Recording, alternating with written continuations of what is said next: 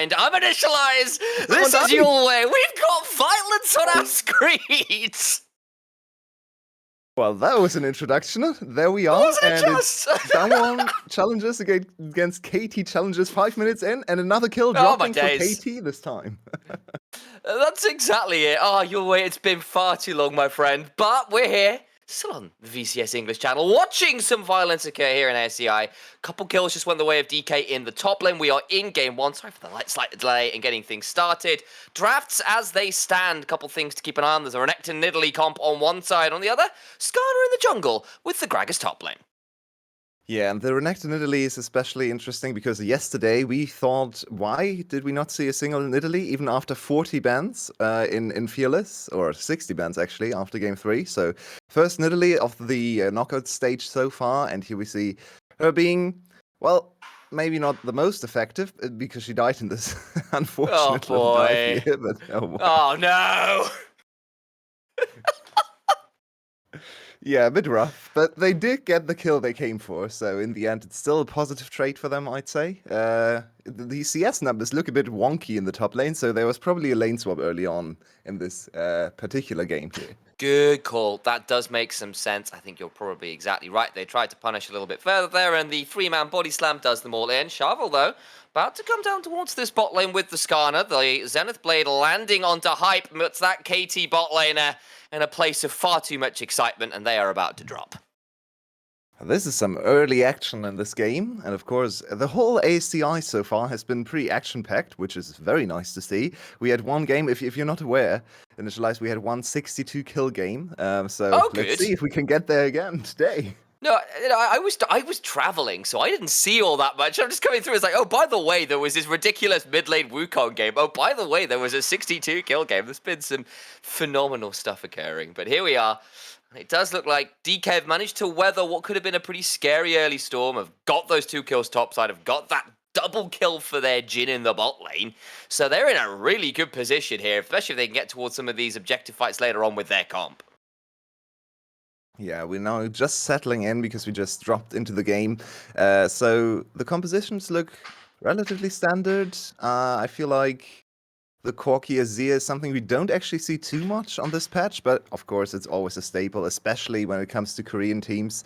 So not too much of a surprise. A little bit more defensive on the side of DK if we think about the comp overall.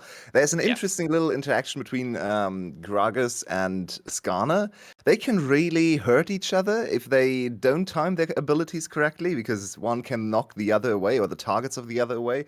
But they can also synergize beautifully, so let's see how they execute this particular setup there. Everything else looks very standard to me. I think that's pretty fair. The only thing I'll say is Humbug on the Nidalee will want to get things rolling here. Kind of has already had that initial fumble topside, and he said, look, there's been a lot of bans. We've not seen a lot of it played, and the first time we've seen it played, it dives to Gragas and the whole team gets body slammed. Like, that's not what you want to see. Yeah, but then again, she has 70 CS at 8 minutes, or 9 minutes That's in. also true. That's a fair number, I grant you.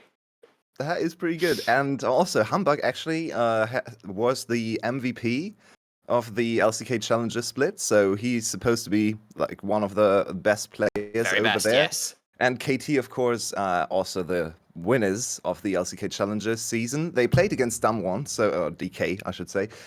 So these two teams are actually number 1 and number 2 seed, and KT definitely the strongest team coming out of there. These two teams, I think, are the favorites for the title, but of course, yesterday we saw 2 more LCK Challengers teams competing, so this is all just an infight between all the LCK Challengers teams. So you would think KT is definitely the team to look out for. Well, a bit of a House of a Dragon vibe as Wei goes over the wall and Zinni is here. Not going to do too much, but here's Handback, that MVP you were talking about. And the red buff seems to be too much of a prize right now for DK, but on the other hand, because Zinni roamed over, it's given a little bit of free time for the side of this Azir, for Saint to get a plate, get that wave shoved in. And that's not necessarily the worst thing ever in terms of getting some gold in some good places. Yeah, the game slowed down significantly. Let's have a look at the objectives here. Both are coming up, and it looks like KT wants to focus on the top side, which makes a lot of sense with Renekton and Nidalee. They already have 3 grubs to their name, so getting to 6, of course, is always one of the big objectives in the early game. And their jungler is 2 levels ahead of what's his name actually? Sharp? But there's a top lane play going on, and Casting has to get out of here. Well, he's going to have to live up to our very high standards with a name like that, and just about escapes this time around. The curtain call going to allow for a sequel to that particular stage play. So now he has to reset, but he does have TP. So with the TP available, they should be able to re-establish a little bit of priority on the top side and get their 6 grubs pretty easily. With this big of a jungle advantage in the early game, that's always what you hope for, because those 6 grubs, of course, easily transition into the later stages, and you can push down towers so quickly.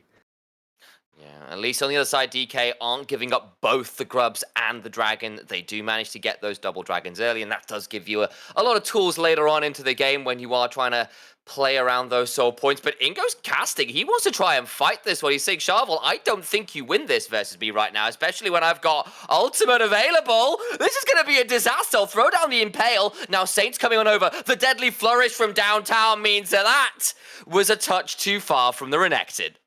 Poor little crocodile got bounced back and forth again. Oh boy. But there, KT and their dives haven't been great in this first game. I'm seeing some link pick diving going on, because that is some serious heights you are dropping from there. Oh dear. Yeah, Wave falls down in the top lane. That means KT, despite coming in with all of these accolades there to their name, end up in a position where, don't tell me it's the Gragas dive again. Well, we do have replays today, which is really nice. So let's see what happens here. This is just Nidalee dying. Overextended. That wasn't a replay. That was just a dead Nidalee. It was coming back out of the replay. I'm sorry. That one this time was just Handbag getting called out. And KT now in a increasingly difficult position. Yeah, the gold lead's not that big, but when you're running a composition like this, the fact that you've gotten all these CS leads and the gold is only, what, 500, 600 gold apart is not what you want to see. Got 2 Drakes you're up against. If you can start to get towards Soul Point, things get very scary. And of course, it's Nidalee greeding for camps. I mean, so far, MVP of the game, probably the top tower. Now we actually see the replay of this one. So, yeah. Pretty much just what he said. It's just Nidalee going a little too far, a little too deep into the enemy jungle. So now we actually have an advantage for DK. They have 2 dragons, they have a gold advantage, and while they've been pressured constantly on the map, they haven't actually died all that much. So they will be pretty stable coming into the mid game. It really will be, and Su there doesn't manage to defend that turret. It's not quite as powerful as the top lane tier 1, apparently, but still, Casting gets a hold of that and try and be as threatening as they can be on this Renekton. Giving over that death around the dragon would be a little frustrating. I think they saw the angle to find a 1v1 versus Skarner, but it didn't quite come out to the way they were hoping for. We are just waiting this little second or two to see what the next kind of plays will be. Still a couple minutes until that next dragon. Still 30 seconds or so until plates fall. So might actually be looking towards this top lane where DK may want to be trading on that turret front. Yeah, few too many members close to the tower, so they call off the dive because DK not quite as happy to dive as KT, which is probably a prudent decision because we have seen how it went for the other side on the map. So instead, DK now trying to maybe attack the mid tower, but it's most likely just going to be a reset into potentially this topside objective with the Herald spawning. There might be another fight brewing in the river. Maybe. Certainly got enough members around. No one's deciding to pull the trigger quite yet, but there's the Herald, and that might put enough blood in the water to see the Sharks circling. No Rek'Sai's in this game, alas, but hey, the reference will stand, and cone spot thrown down. Saint zoned out a little bit here by Way, so it just looks like DK say, yeah, this isn't going to happen. They'll give that up towards KT and Handbag. Yeah, and DK with a very disciplined performance so far. Oh, maybe not quite now, but there's Bible looking for a way back in. Ooh, Handbuck gets rooted up. There's the turnaround a little bit. The Soul Flare just shy. Shovel comes through the wall. Flashes on full for the double impale. They're both gone. They're both donated to Saint, who is looking like the warrior version of his namesake Hype, looking for some autos onto Siwu, but the cask will be enough to disengage, and DK, fine too. Another great play by the Skarner, and they're so patient on the DK side, really looking like the composed team today on the Rift so far in game number 1, just waiting for the enemy team to overstep. And it almost looked like Bible was just caught out there, but in the end, he turns it around. The Skarner arrives. He's already so tanky. I actually love this itemization we have seen from the LCK Challenger players on the Skarner, just straight into the tank mana item. But yeah, this really looked like an overextension from Bible, but they knew that reinforcements were coming and played it beautifully. And you can see Handback here gets caught out, and you're thinking, oh man, maybe we'll just give it the Nidalee. But then Bible, as you said, went that touch far, and there's always extra help. This from Shovel is just so well timed, and that Saint getting 2 kills from that as well. This is Azir getting ahead of the curve. That should scare us. An 8-kill game for DK, and KT only managed to pick up the 1, and it didn't come cheaply. The Jhin is ahead, the Azir is ahead, and everyone else is feeling just fine with the game state. Well, to be fair, it's still really even in gold, which is probably not what the players are going to feel like in the game, because if you look at the scoreboard and 1 and 8, if you look at 2 dragons down, you probably think DK has a huge advantage in this game. But with all the early plating gold, with the tower gold and the farm advantages, it's actually still a pretty even gold game. But then again, you have to take into consideration the nature of the scaling advantages and the champions in the game. So I'd say DK has a solid advantage, but they can't overplay it just now, because even though they're 8-1 in kills, they could still lose a fight if it happens in the next few minutes. Yeah, and that is kind of the silver lining for KT. They aren't out of this game gold-wise. I think the frustration will be, of course, is when you've got the Nidalee, who should be accelerating to a 2-level lead or whatever it is you're looking to do, especially with that kind of CS lead, to be even in level, basically, just ticks over to level 11, isn't what you were looking for in that sense. And yes, the Renekton's done fine, but that was a lane swap Renekton. You're a bit stronger than the Gragas, but Gragas is fantastically low economy. You don't need them with lots and lots of gold, and we do need to see KT start to make some value happen. This Herald play might be the start of just that. They'll teleport in. The tier 1 topside did fall, and that will get them a second turret, but it only evens up the score with DK. Yeah, and with 3 dragons to DK's name, now KT's Yeah. on a timer. They have to fight the next dragon if they don't want to give up the soul at 22 minutes, which is really early into the game. And especially with an early game focused composition, you really don't want to give up this huge team-wide buff for the rest of the game that early on. So I think for KT's players, the main objective right now is just get as much gold as possible onto your Corki, onto your Renekton, maybe the Nidalee as well, to just be able to fight, stand up, and maybe assert some dominance around the next dragon, because you have to buy a little bit of time for just the dragons coming back into the game. And when you've got a Gragas, a Skarner, a Leona, all of whom can kind of play around their low HP bars with the shields and the tankiness they get from things like Eclipse, adding in something like a Chem Soul on top of that, for all that it's obviously maligned as perhaps not the most potent soul in the game, to put it bluntly, it's still pretty good value here. And I'm looking at a team with pretty limited CC. You've got, what, a Renekton W, an Ash Arrow, and a good Alistair engaged to your name. It's not looking that easy for KT in these team fights, at least, to find good targets to jump on and blow them up. Yeah. As you just said, I think DK's composition is actually really strong with the Hextech Soul. They have so many tanky but also sustained champions, right? Like the Gragas, like the all the shields from the fully stacked mana item for Shravenel. Oh, that's an early cleanse. Hype needs to be a bit aware, out of but there. Shovel can't quite get the Impale down. I genuinely thought Ash was about to have a very miserable day, but still the tier 1 falls, and DK will take that to their name. And the more I watch Hextech Souls, I actually think it's quite strong, but it's just very boring. No one wants to have the Hextech Soul because it doesn't do anything, right? It's just a passive buff.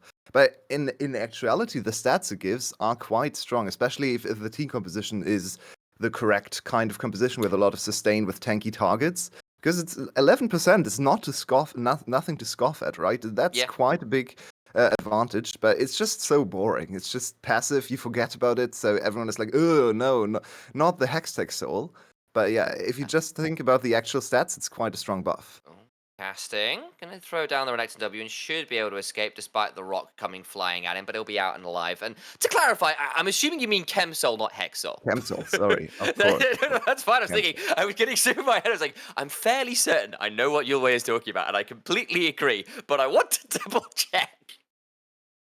Yeah, also, this is actually something with the observing client being used in this event. ChemSoul and Hextech Soul still are not on the official observer client, right? So all the broadcasts actually put these two new souls manually on top because the client really? can't handle them. So it always shows some random dragon. So right now you see at the left I there, wondered what was going it's a on cloud there. dragon. Yeah, Yeah, because it's I just a knew there was. bug. I thought it was a bug. I didn't realize it It was is a with bug. that. That's so interesting. Oh. Yeah, we had this yesterday all the time. Everything was an ocean soul, even though it was always Hextech or Chemtech. And it's like, okay, yeah, you just have to remember it's a Chemtech soul, Chemtech Rift, of course, as well. So this dragon is coming up in 1 minute and 20 seconds, and this should be the very important fight for KT. And they did manage to get a huge power spike, which of course is the Muramana for their mid laner. So the Corki is well and truly online. We also have a little bit of protection on the Nidalee. So I think they are ready to fight, and hopefully KT can find a way back into this game to make it last a little bit longer. That will be the plan, won't it? They are going to have to consider setting up for this fight. We've already said, look, this is not a game where you really want to give up something like the Chemsol with how dangerous it is. That deadly flourish landing into a That's solar a lot of flare. resources. Just in range. Doesn't get the follow-up required, though. All the CC was there. But Zinni still manages to extricate themselves. Casting, hit with the Ignite, is still going to be fine. And DK thought they'd found the miracle pick at max range onto Zinni, but can't quite make the value stick. And the Leona will look to reset here, having gone a little deep to make that happen. Arrow Jin! lands onto the Jin, into the Nidalee spear, but still the turnaround with Ixtal's impact means Casting has to back away. And now the curtain calls come on through, Casting in danger, doesn't really have the easiest options to dive, slowed by the shots. One final bullet brings down the Renekton. I feel like both supports actually overstepped there. Neither should have gone for the fight, and both waste all their resources early on without really achieving anything. But then too much of an overstep from KT to go on top of the Jin. He was so far away, and yes, Ash Arrow is a long stun, but all your carries couldn't actually hit that target. Still keen to keep going on through. Hambak gonna try and drill this one out, but will have to flash away from the Imperial Shovel. Again. Getting that one. He used the ult to defend his Jin, and he had ult again. This cooldown is crazy low. It is pretty ridiculous. It really, really is. And now, start to move towards this dragon. Final one for Soul, if they can just secure it. Hambak could be able to steal this. Only needs to find a good route in, but is deadly flourished. And that's where that word root came from. Way now going forwards with the headbutt and the pulverize knocked into the wall with the Ixtal impact is going to go down. It stakes for dinner. Casting slowed down by the solar flare, but he's got enough sun cream on to avoid the full fury of that one. Deadly flourish lands again. Hype not gonna be able to run away. Saint finds the slide and brings him back to the rest of his team. Now Casting, Hambak, Zinni, the remaining members of KT on the wrong side of the dividing line of this battlefield. Flash on forwards. Another deadly flourish. Another kill. Corki grounded. His wings have been clipped. Into the backline goes Hambak, but there's nowhere for the Nidalee to go. And in the end, every single member falls. And they can look to head over towards the Baron too. 5-0. In a game that was actually, gold-wise at least, pretty even. And items were coming in for KT's carries, but DK just way better on the execution. Their team fighting is very strong, and their composition working together beautifully. Actually, the way they kept Nidalee away from the dragon to secure the smite, and then instantly turned on the Alistar, who didn't have his ultimate available, so he was very easily killed. That was beautiful coordination. They go 5-0. This early in a game, 5-0 is so hard to achieve. But the Corki wasn't able to really penetrate into the backline there. He tried to somehow find a way to poke them all down, but just couldn't find the damage on the important targets. You can see he actually stacks his Conqueror really early in the fight. So I thought the Corki was about to pop off. Everyone was like half HP, and he's on 2 items. He's level 14. He's here to carry, but he just couldn't find a way past this Gragas frontline. Look at Gragas just marking the side of the Corki. Beautifully done there. And yeah, he goes pretty low, but he's still a very tanky target. So in the end, the Corki very ineffective. And the moment he separates from his team, the Azir strikes, goes on top of Ashe, and then the fight is essentially over. Beautifully done. The coordination, the 5-man play from the side of DK just showing off in game number 1. It really was, and serious credit over towards this Jhin from Wayne as well, living up to his cowboy namesake there, because those were some clutch deadly flourishes. The fact he gets the first one prevents Handback getting into the pit. The second one roops up hype, allows Saint to look for that all-in afterwards that is so valuable. And it does not allow for too much. Hello, everyone. We are on screen for the first time in a day. Hey, Yulway, long time no see. You're looking very good, mate. You too. Nice to see you. But yeah, we've got a little bit of a pause going on. I think we all know where the game state is at. It is looking incredibly DK favored. They've just got Baron. They've just got Soul. All the kills are going their way. So What can you say? This one's over. I have to ask, what is going on right in front of the camera?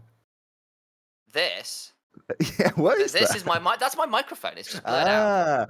Because it's not in focus. It's very hard to see. I was like, Yes, is there something drilling? Some drilling going on? It is my don't worry about it. You don't need to worry about it. This is my plan to take over all of the casting world with the power of this unknown item.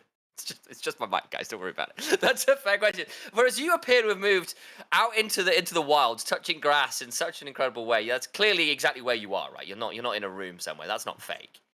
It's my autumn setup, I guess. Yeah, I'm outside. You've got an autumn setup.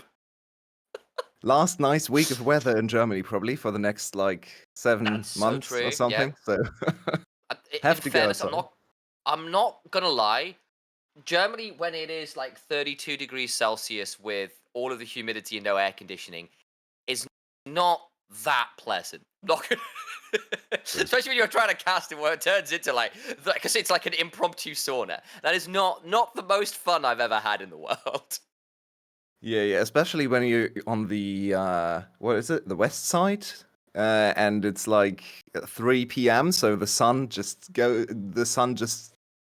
shoots down way too much heat onto your room, and there's no air conditioning, so it heats up to 40 degrees, and you're just sitting there or standing there trying to cast. Yeah, that was BCS finals for me. It was nice. I completely understand and commiserate, and yeah. For people who think it's that easy, it's really not here a lot of the time. You end up in some very interesting positions. I guess now let's turn our eyes to a bit of a bigger picture. Obviously, we dropped in very hot to this game. We dropped in very hot to this series, and understandably, we've been quite focused with what's on our screen. It's KT versus DK. It's the two best teams on paper, at least, outside of the LCQ challenges, and they are very, very potent teams. But looking at the competition as a whole, you've been covering it a lot more closely than I have as of the moment. What are your takes so far on where things are going? How you feel the tournament's going so far? So I was quite surprised to see all the LCK Challenger teams just win everything. So we are in the second week of the competition, and it's only one region left. I'm not sure if any competition has ever been this one-sided. Yeah, this dominated by one single region. I think some early worlds comes to mind. Something like maybe even season 5 worlds was just 2 Korean teams in the semifinals, but yeah, something like that. Season 6 maybe some of the EU Masters. I know the most recent EU Masters was very dominated by LFL, but this might be actually the most region dominated tournament ever. So yeah, it's surprising, but they are very good apparently. So yeah, LCK Challengers just dominating the challenger scene. Yeah, and then we're looking at this and we're looking, okay, well, what happened? Because I think from the side of the LDL, which was the side I covered, and obviously I'm very sad not to see my teams here, but we lost so many of the best players from LDL up to LPL this year. Most of them are gone, and a lot of them have done really well up there. People like Milky Way, of course, made a huge name for himself, but he was a star. Absolutely across last year, and then he wasn't here. You're looking at players like, obviously, the teams that did really well were teams like Max, right, who were the the non-LPL affiliates, and they've not quite had the same players. A lot of their good players have shuffled around. They're in other rosters and have moved up. So there's still really probably a year or so lag, I would imagine, before those teams and those players, bluntly, are at a level where they're going to be challenging some of these LCK Challengers players who are really waiting for their opportunity to step into the league above. Yeah, I was really surprised to finish this talk about the competition. I was really surprised with CFO. CFO Challenger team, Yeah. the only PCL team that won a game, and they almost made it through to this stage. They just lost very, very closely to in a best of was it best of 5? I think it was the best of 3 in the end to T1 Challengers. It was very close, so they were actually the next best team, better than all the LDL teams. So very impressive performance from the PCL team. Unfortunately, didn't make it to this stage. This game, unfortunately, is also looking like it's gonna end in a few minutes. So DK getting some revenge on KT, but of course it's a best of 5 today. So there's still a lot of games to be played, and with full feelers, if you're watching this competition for the first time, we are doing the craziest thing ever here. It's full feelers, which means every single game, all 10 champions that were picked are banned for the next game. So Oh at boy, game it's not 4, side dependent. Everything's nope, gone. it's everything. It's full fearless. So in game 4, 60 champions are banned on top of the already on top of the bans you get. So we can get some really wacky compositions, some very interesting counter picks. And starting with game 2, Corki is gonna be gone, Jin is gonna be gone, Azia, Skarner, all of these champions Corki we can't Azia. see again. That's just stop right there. That is what I am so happy that it is kind of going. Don't get me wrong. We know why they are picked, but it is very nice. We've got this out the way nice and all early all way. We don't have to worry about the Corki Azia every game. And to all the viewers out there, rejoice. We'll be getting something a little different in mid lane, which realistically will be like Corki versus Eri. Just spite me now that I've said this, but that's irrelevant. Yeah, so full feelers is really fun. We had a full best of 5 yesterday, and the fifth game is also very interesting because in the fifth game, all the fearless bans are gone again. So we're back to full-on meta compositions, which didn't actually happen yesterday. We had one of the craziest compositions yesterday in game 5. So I'm excited to see what happens today with these two teams that should be even better than T1 Academy and KDF Challengers. This is just the victory lap now for DK, most likely with a Baron under their belts. That's a dead cow, and they are pushing into the enemy base. Man, it just won't stop. The curtain calls came out. Wei tried to be tricky about it, held onto his ult and allowed the Skarner to drag him towards his team. Didn't matter. Now DK, the back of enough damage to ignore some of the combos not being as slick as they would like, will just barrel through this top lane, claim the inhibitor. Probably the game straight after. Game 1 looking all but over here. Oh yeah, 17-1 in kills. This is one of the most dominant or one-sided kill performance. And honestly, they dealt with the Nidalee Renekton composition so well, let them overextend, let them overdive, and they just waited for their turn, waited for the enemy team to make a mistake, punished them instantly, and ended up with 20 kills to just a single one in the enemy team. It just doesn't get more one-sided in so many ways. Absolutely everybody falls. Finally, KT get a second kill. But it is at the very death knell of the game. 0 and 5 Nidalee spares her blushes somewhat by getting one from the fountain at the end of the game. That's it. That's all they had to them. And KT, I think I have to go back to the drawing board because none of the plays they tried to make worked out this time around. It was pretty devastating stuff. There's one silver lining, though. They can't be stubborn and try Renekton Nidalee again, because they literally can't. These champions are banned now, so they have to do a different approach. They have to go for a different draft. And considering this team won all the competitions and challenges in summer at least, they should be able to play another draft. But still, impressive first game from DK from the red side. Yesterday we had 4 games back-to-back on blue side, so already winning on the red side as the lower seed, so kind of breaking the traditional back and forth between higher and lower seeds. So they are now essentially the favorites to win this this best of 5 because they have priority on the seeding side later on in the series. So maybe DK can actually finally overcome their arch nemesis KT Challengers. Well, we'll have to find out after this break. There's still a lot more to go. It's full fearless. I cannot wait to get stuck in. Stick around, guys. We'll be right back.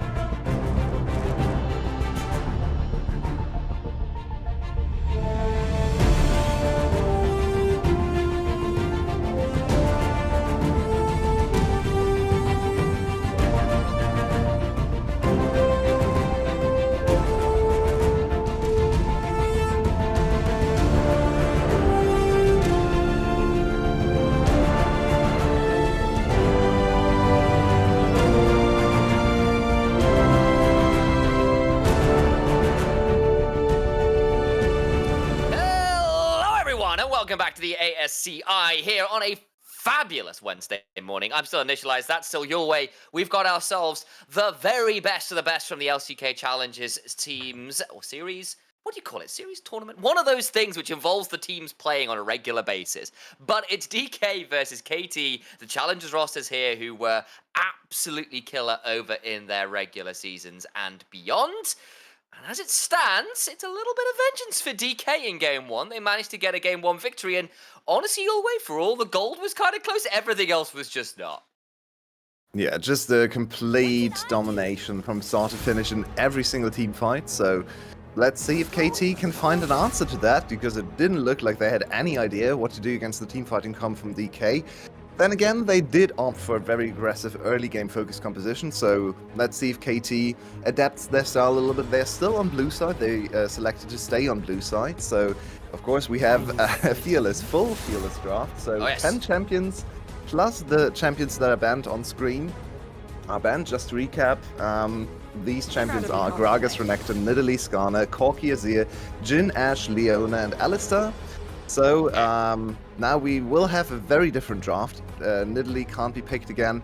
We have seen in this on this patch over the course of the last week in this competition, AP junglers aren't really that much of a thing anymore. We have seen one Nidalee game now. For sure. Yeah, Zyra can be played still, but yeah, Brand hasn't really seen any play. So I think it's more tank jungle focused. And with Yona locked in, first pick, I want to see the double Wind Brothers plus Sejuani composition again. We saw it yesterday with KDF in Game 5 and it looked like so much fun. Yeah, I think that's very fair. And the other thing is, Yone right now, anyone who's watching the Invitational, or not the Invitationals, the in-houses, anyone who's watching a lot of this will understand. I'll give you your moment. It's the bullet time combo with the Lilia. That combo is busted. You're a big Lilia enjoyer. And literally the moment you say we're not seeing any AP junglers, I've seen a Lilia locked, and that might be a Brad too, which is a fabulous caster curse, my friend. Yeah, love to see that. Maybe it was just a meta read of T1 and KDF. Maybe it's not actually the whole tournament. And I am a big fan of AP junglers. I was always a big proponent of Zyra jungle. I know there was one instance when Carrix went to cast alongside your brother for the, I think it was LPL challenge, LDL or something. He came in and filled in for me because I wasn't around. I remember him coming in. Yeah, and he talked about us talking about Zyra jungle like 3 years ago, because I was already playing Zyra jungle 3 years ago. I love this stuff. It's so much fun to play. So it's 2 AP junglers. It's very aggressive compositions with a lot of damage and very explosive combinations here. So this game should be exciting. Well, we'll also know, I don't know whether we'll necessarily see it, but Varus has been seen to flex around a little bit. You can do a lock-it first build in the top lane into Nash's and go kind of this weird tanky on-hit, tanky AP variant from the top lane. So there is still a world where things get flexed around. Yone as well. We do know if you're a player like Zeus, you could definitely draft that Yone in towards that top lane. So keep an eye out on where those champions do end up going. We're through into the second phase of bans, and with already things like the Leona and the Alistar off the table, losing the Nautilus and the Rel, that's all 4 of those really big, hyper-engaged supports kind of down. They feel like they can instead turn towards things like the Jax and get rid of some of those other opportunities.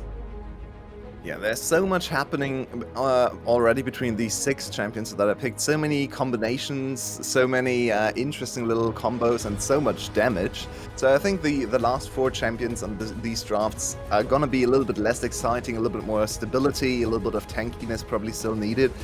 2 of the main tank supports are gone, and Nautilus is banned as well. So Rel is gonna be on a premium here. She's banned though, so Rel and Nautilus are both banned too. So tank supports, there's Braum left. Otherwise, there aren't that many tank supports left to pick, especially. Easily, no. Yeah. So Poppy support could come in, could also be top lane still. You That's never very know. true. It's not bad into Cassante. We've certainly seen a fair amount of it, and when you've got a few immobile champions, your ability to charge into them feels pretty good. You've got opportunities to knock away people who are diving in as well. So, you know, I can see the kind of functionality there. Makes Saint's life a little tricky on that Tristana. Last pick now required to really determine where everything is going. On towards top lane might be the call. Yeah, and Ornn is actually a strong... I'm not a big fan of Ornn, I've never been, but I think Ornn is a very strong tank into the carries of DK, because MF, a lot of people say she's low damage, but... Oh, and they changed away from the Ornn. So, never mind that. Suddenly the MF is way better in teamfights, but... Still, the Braum is still there, and this composition for DK now suddenly got super tanky with Cassante and Braum, but the engage does look a little bit flimsy. Like, Cassante is not the greatest tank engager. He's more like a... He more isolates targets and tries to make a big team fight into small skirmishes, but he's not the on full engaged champion. And Braum, of course, is not the greatest engaged champion either. So now suddenly, it's gonna be a bit difficult for MF to find a great bullet time because all the enemy champions are just gonna walk away. So not too happy with this on Braum Cassante combination for DK. I think Braum Cassante would have been way better on KT's side. Yeah, I think he might have a point. Of course, casting goes back towards his Gnar. It's something he's put a lot of time into across the summer. You know, he played it. He played the one game in playoffs, yes, but look back towards the regular season. He was by far his most comfortable champion. Hell, remember there's a guy who even got a shot up at the LCK main team for a couple games this split as well. Not to unfortunately as much success as I think he was hoping for, but this is a guy who really is like on that precipice of making that next step up. When you add in the Yone, when you add in everything else, you've certainly got that ability to play towards those side lanes, particularly in a potentially quite scary way here, and try and bring things back a little bit after that initial game 1 ignominy. And I think I've heard the name Hype from the LCK as well, right? He's played some LCK games, if I'm not completely off. I'll check for you if you want. He's not listed on the LCK rosters for the split, so maybe not. I thought I heard Hype before, so maybe I'm mistaken there. But yeah, overall these teams are very, very strong. And interestingly, because a lot of the LCK Challengers rosters are very, very young players who are just slowly getting put through the Challenger circuit and then be prepared for their further adventures, I guess. But these teams aren't actually that young. I checked early on. Bible, of course, actually born in 1999. Some of his teammates are in 2007. So yeah, he's one of us. This is not the quintessential super rookie team on the side, on either side actually. So these teams definitely not completely green. So yeah, that's also why they're very, very strong, I think. That's a very fair way of putting it. And I do think that sometimes, as we head on to the Rift for our game 2, that we've had a habit of perhaps selling some of our younger rookies down the river, not a little too early on in their careers, not allowing a little bit of development, not allowing some of these slightly, I say this with a certain amount of inverted commas, older players the opportunity to shine and prove that they have absolutely got what it takes to make it work as a pro player. You don't have to have succeeded by the age of 17, I promise you guys. and see whether some of these players have that opportunity here, as they have been really exceptional over in the Challengers League. I'm sure anybody who's been following any of the LCK casting teams co-streams can tell you all about it. They've been religiously covering the whole thing. Of course, Chronicler out there, shout out to him as well. How many years has he been covering these players and teams at this point? He has been such a proponent, and I'm sure he'll be very, very smug to see all of his teams here at the later stages of playoffs. Yeah, I mean, if this is foreshadowing for Worlds, all the LCK fans are gonna be very, very hyped for this year's Worlds. There are some cool teams going, yeah.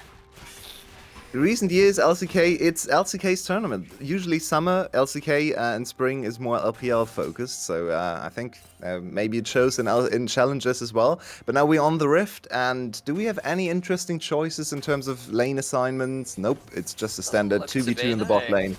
So far, I mean, we don't actually know what happened in game 1. We thought it was probably a lane swap early on because of the CS numbers. Yeah, but we're not quite sure. So this game is standard. This game is just 1v1 and 2v2s all across the board. We had a little bit of a jungle split with Lilia starting in the bot side for Brand. So this Lilia could accelerate quite far ahead if she's able to secure her own jungle. Now, what in the world did she just do? Okay. Well, she's going to cross map and go to her own Raptors, basically, and that basically means that Brand is unlikely to be able to come and contest. That should just be 2 camps for free, and Humbach is just going to have to deal with the fact that he's down a number of key camps. Yeah, I was just a little disgusted that he thought he could reach the raids over the wall. Oh, that well. As a Lilia player, that triggered me a bit, but okay, here's Humbach. Okay. He's level 3, actually, because he finised his whole quadrant. So while Shriven... oh, he is level 3 as well. Oh, this is dangerous for Brand. This is very dangerous. Yeah. And now we're going to see the Conqueror begin to get stacked potentially. Casting managed to go beyond the turret. So the flash is down, but reminder, Sharvel did use the smite to secure the big Krug. Means that if they wanted to, they could actually come and fight over this red buff with that smite not being available. And Sharvel, now in a dangerous position, gets a bit of a speed boost from using the Q on that Ramble back. I actually think they had a kill on casting there, to be honest. Casting was Meninar running level 3 into a red buff Lilia. I think he was dead. Scary, if they turn on him, they can probably chase him down pretty easily because he has nowhere to go. His Brand can't really help him. A little bit defensive there. I guess Siwo really called for a CS. He didn't want to help the Lilia, so he really just wanted to CS the whole wave, which is understandable. So in the end, they missed out on a potential kill there. Yeah. Still, now, the Lilia did secure the whole quadrant in the top side. If she's able to secure a blue buff too, that's a huge advantage early on in the game. Yeah, still got that smite coming up here. Will likely come on down. But we'll say that what has happened, though, is Humbach has said, look, I can't fight in the enemy jungle, so what I'll do is I'll just head towards these scuttle crabs instead. Yep. And so might get double scuttle and the respawn of these raptors, so might end up being in an okay position, partly because they did delay Sharvel's ability to get towards the bot lane off the clear. Yeah, this is one of the interesting little features in the jungle. When you try to deny the enemy jungler, there's so much you have to do on the map, and Lilia, actually the new Lilia, isn't the fastest jungler, especially on the first clear. I mean, she's fast in terms of running, but her clear isn't actually that fast. So now she's going to lose both Scuttle Crabs. So in the end, yeah, as you said, it's probably a pretty even trade. Though, yeah, Hamburg just hit level 4. So in the end, both junglers kind of okay. And modern junglers don't really rely on the buffs either. So losing the red buff as Brand, it doesn't really matter all that much. No, I will say that Scuttle Crab's value has been seriously nerfed over the years. This is not the eras of Blabber, face planting into Steel's Udyr back in the day to seriously int for crabs. Could still maybe look to do something like this with Wei, who is deciding to play pseudo jungler here on the spot. We see a fair amount of that. Good reset, gets a bit of a chunk onto the Tristana, and Wei will just back away, his job somewhat done. Yeah, I think he could have flashed on top of Tristana there to force the counter flash, because her W denies Tristana jump. He tried to get on top of the Tristana without, but yeah, I think the flash could have been a cool little play, but of course Wei also didn't want to invest these summoners so early, so we're back to just pretty even lanes. It seems like Yona has gotten out of this laning phase early on into the Tristana really, really decently. 10 CS up, already finished his boots, so he's chilling in mid lane into one of the strongest early game laners in the Tristana. So great job, Zinni. And again, Zinni, a player who is no stranger to the Yone, and KT was one of the very best they had to work with in challenges. Is in a scary spot there with that bomb on top, but is, as you said, with the boots, with the pot, the door, and shield, kind of in an okay position here, frankly. Yeah, freaking cast of curses, man. Every time I speak, something the opposite happens. It's great. You can't really make it up, can you? It's just the way of it sometimes. Of course, Yone was his second most played champion back in the regular season, played a fair amount of playoffs. You know, no stranger to this champion is what we're getting at, guys. So what actually happened on the map here is quite interesting. This is something... Oh, never mind. Hype gets stunned. Oh, the cleanse too early. Just the exhaust afterwards, and I think he's going to be in a scary spot. Remember, he was cleansing too early in the last game, too. Got himself in trouble on the Ash with that, so it's a little bit fried there. Stays alive nonetheless, but will be down both summoners, and at the cost of just an exhaust on Bible, DK very pleased with that one. Yeah, and this was huge for DK, because they got the topside objective for free. So usually you trade this for the dragon. Very easy trade. It happens almost every game right now in League. One side goes for the first grab spawn, the other side goes for the dragon. But in this case, KT didn't actually set up the dragon quickly enough, so they couldn't go for the dragon in response, and they couldn't even start the dragon early. So DK is getting away with both objectives in the early game. That's huge. That doesn't happen in a lot of games. And yeah, this bot lane play was crucial because it forced the reset out of KT. And DK is gonna secure the first dragon and the first spawn of the grubs.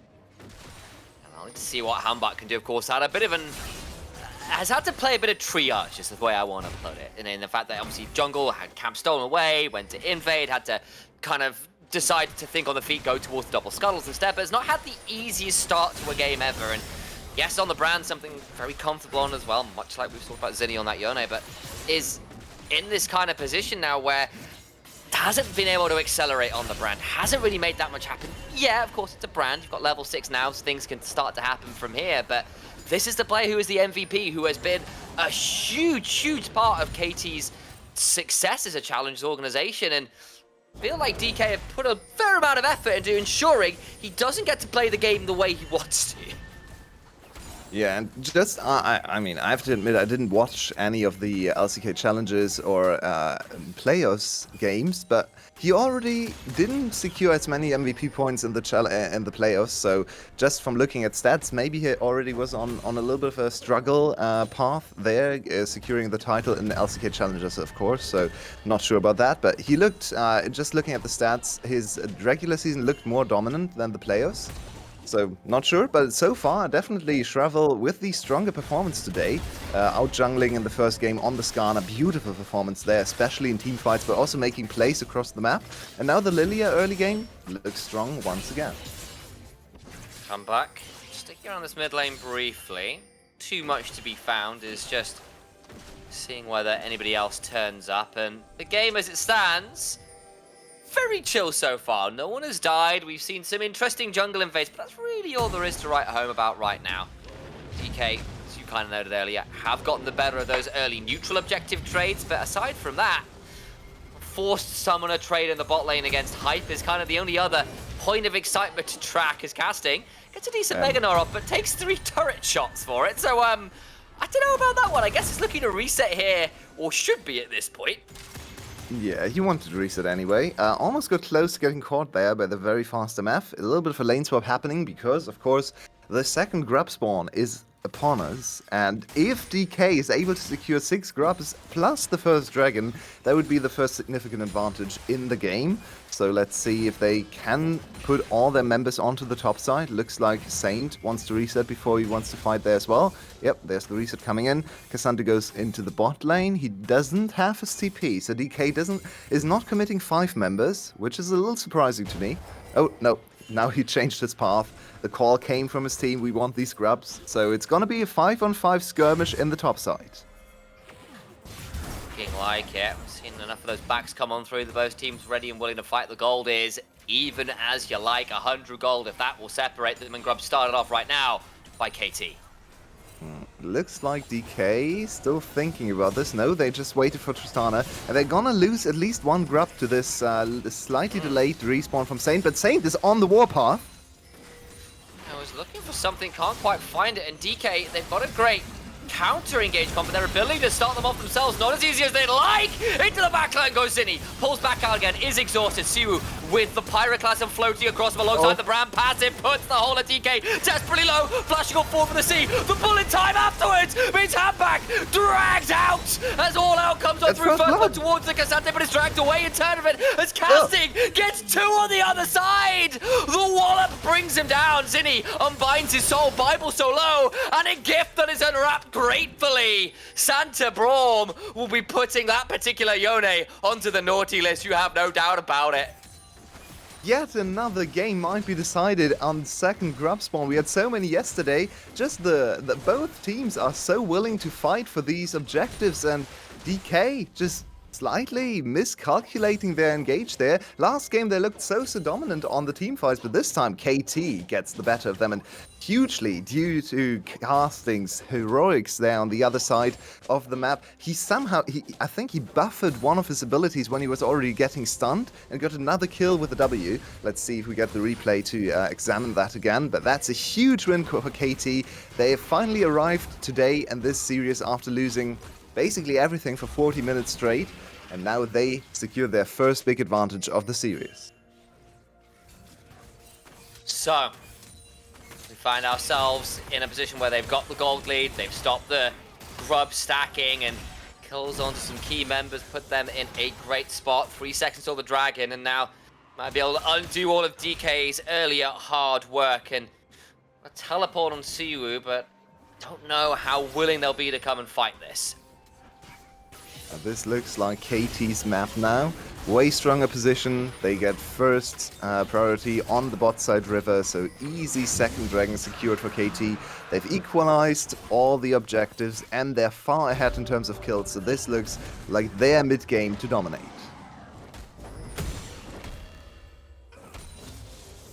Alright, here we go. Found ourselves this position where DK, last game, all the dives for KT went wrong. All of the plays looked a little bit questionable, shall we say, at points. And found themselves in a position, but Saint somehow finds Casting between two turrets! That's a fallen one. Poppy Golf comes on forwards. The Chains of Corruption land to prevent too much from Wei, but again, he was stood in place anyway, so I don't know how much value he got out of it. Oh, Wei, what an ult. I've ever seen. Oh. Oh, that was beautiful. He didn't even hit the ground, I think. He just literally was on the volley. I mean, that's some Euros 24 stuff. But hang on, he's going again. Way! It's gorgeous. Saint going down. That one, he's going straight into the annals of Christian lore, but now Sharvel's in danger. Casting, gonna head on over.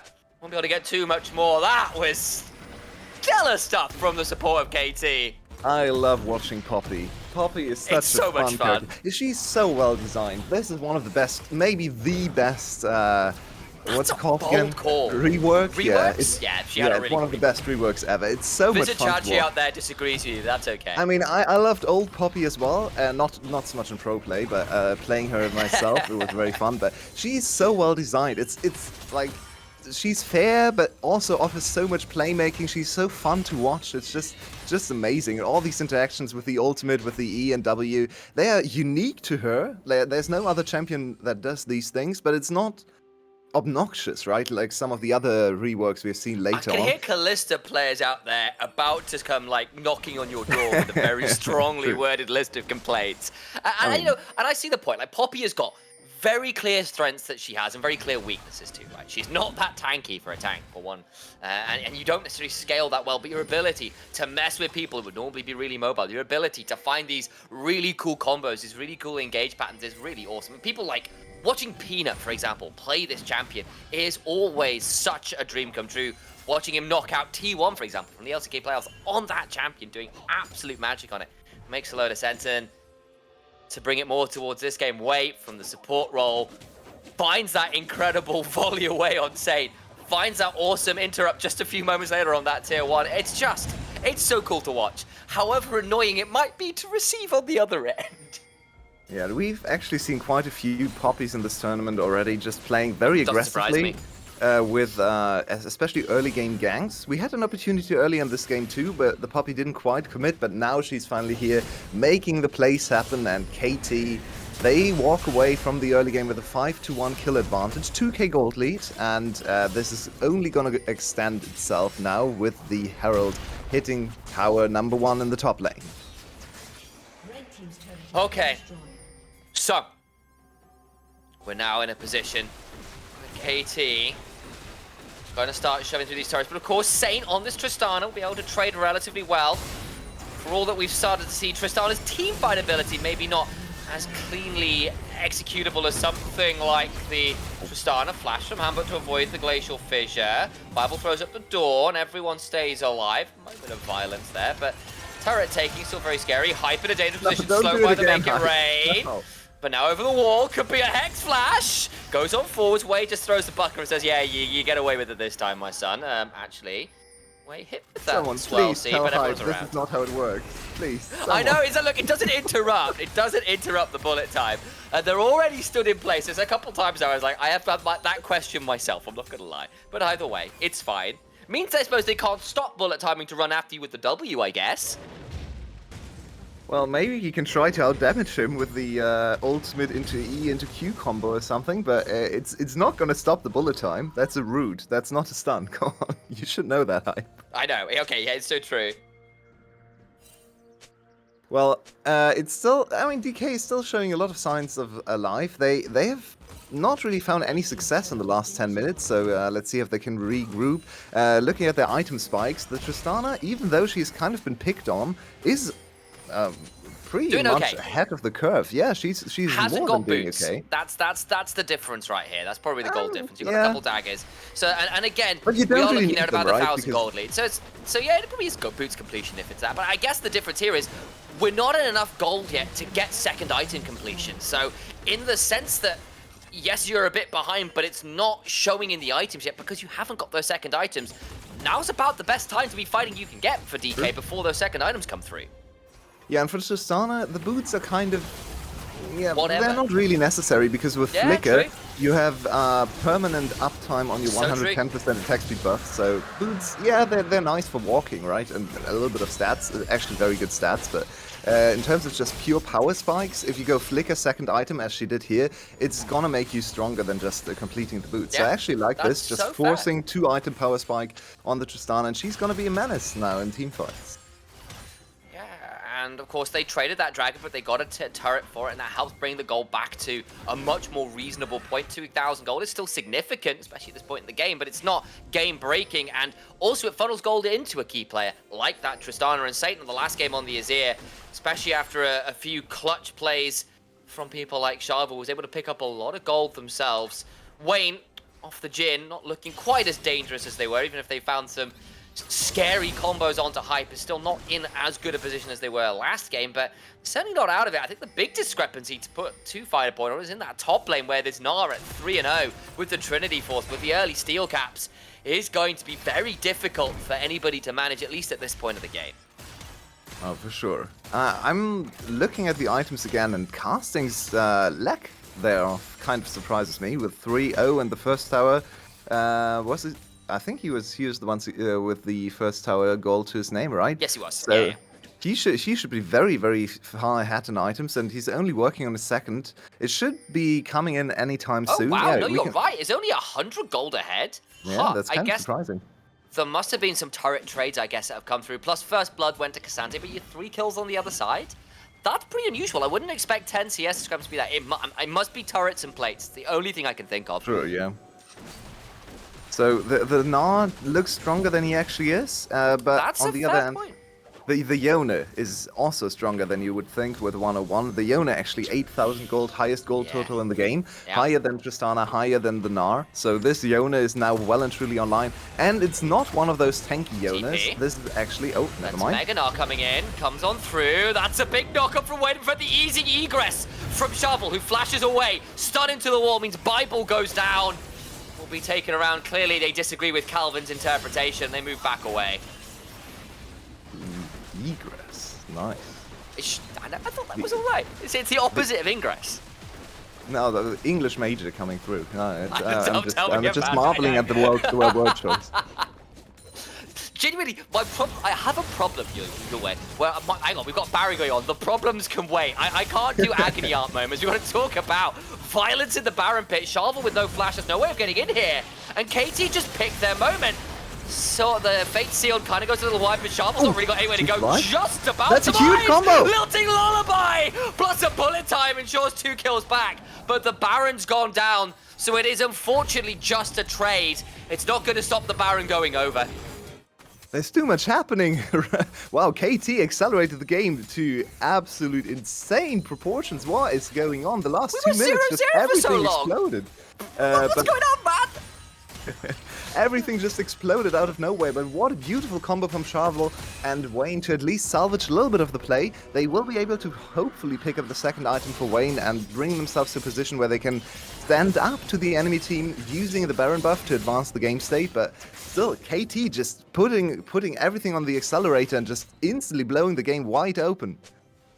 I mean, basically, they jumped on Sharvel, and the teleport came on through for the Mega Gnar. Wei finds the interrupt, forces that Seeker's break, and at that point, with no flash, no Seekers, no Blast Gun, getting into the pit was always going to be hard, and you've got a Brand, a Yone, an on-hit Varus. Your ability to do just raw DPS to the Baron is very high, so that was just really heads-up play. Sometimes I feel that the challenges teams can have some questions raised about their brains, about the macro choices, but that one right there was absolute top draw thought processes. Yeah, this does look like a high quality game, and just in terms of the pace at which it's played, this is actually something you can observe, especially when you watch really good League of Legends. The pace of the decision making, or just how many decisions happen per minute, it looks like a different game to lower level League, where everything kind of just happens after a little bit of deliberation, after the teams decided on what to do. Here it just happened, teamfight into Insta-Baron, into another teamfight just over and over again. Throw out the chains, force Wayne to back away, but now Bible's in a dangerous position, takes a huge chunk, not very tanky. See on the other side, Fate Sealed! Gets the Yone into the backline, the bullet time afterwards will force the retreat, and Hype down about 20% HP. They get a turret, but not anything more. And yeah, you're absolutely right. All the while, that was a 5v4, and Sate goes, well, I'll take a tier 2, thank you very much. Zinni tries to return the favor on the other side, will clear out the wave, and retreat, double teleport. They really wanted to pick up that Yone. Can they keep hunting for this? I don't think so. Nah, they're not fast enough. They don't have the CC to lock him down, I don't think so.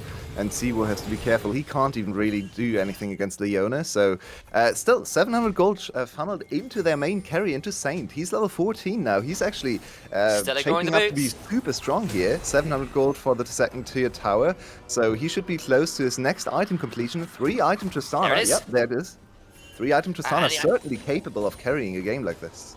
And just said, look, boots are irrelevant. I just need the raw DPS. I need to carry as hard as I damn well can. The Flicker Blades will allow me to get that attack speed up with the rapid fire. I'll be just fine. And I think that's pretty sensible decision making from my end. And now you've got a position where you have got the Infinity Edge onto this Misfortune. You have got the 3 items on the Tristana. The Lilia is perhaps the one point of concern in that she doesn't have that Zhonya's active, and that's such a big deal for her. But you've got yourself the NLR. You're not that far off it. And if you can buy enough camps, you should have time, 4 minutes really before the soul fight comes through, and you really are going to have to start contesting, but you have got time to get that item done. They are trying to catch the Yone. He has to snap back. They spotted him, yeah. I think with where Wei was and the slight vision they had, I think they spotted him going into the pixel brush, so it was a known enough quantity, at least if my read of the observer was correct.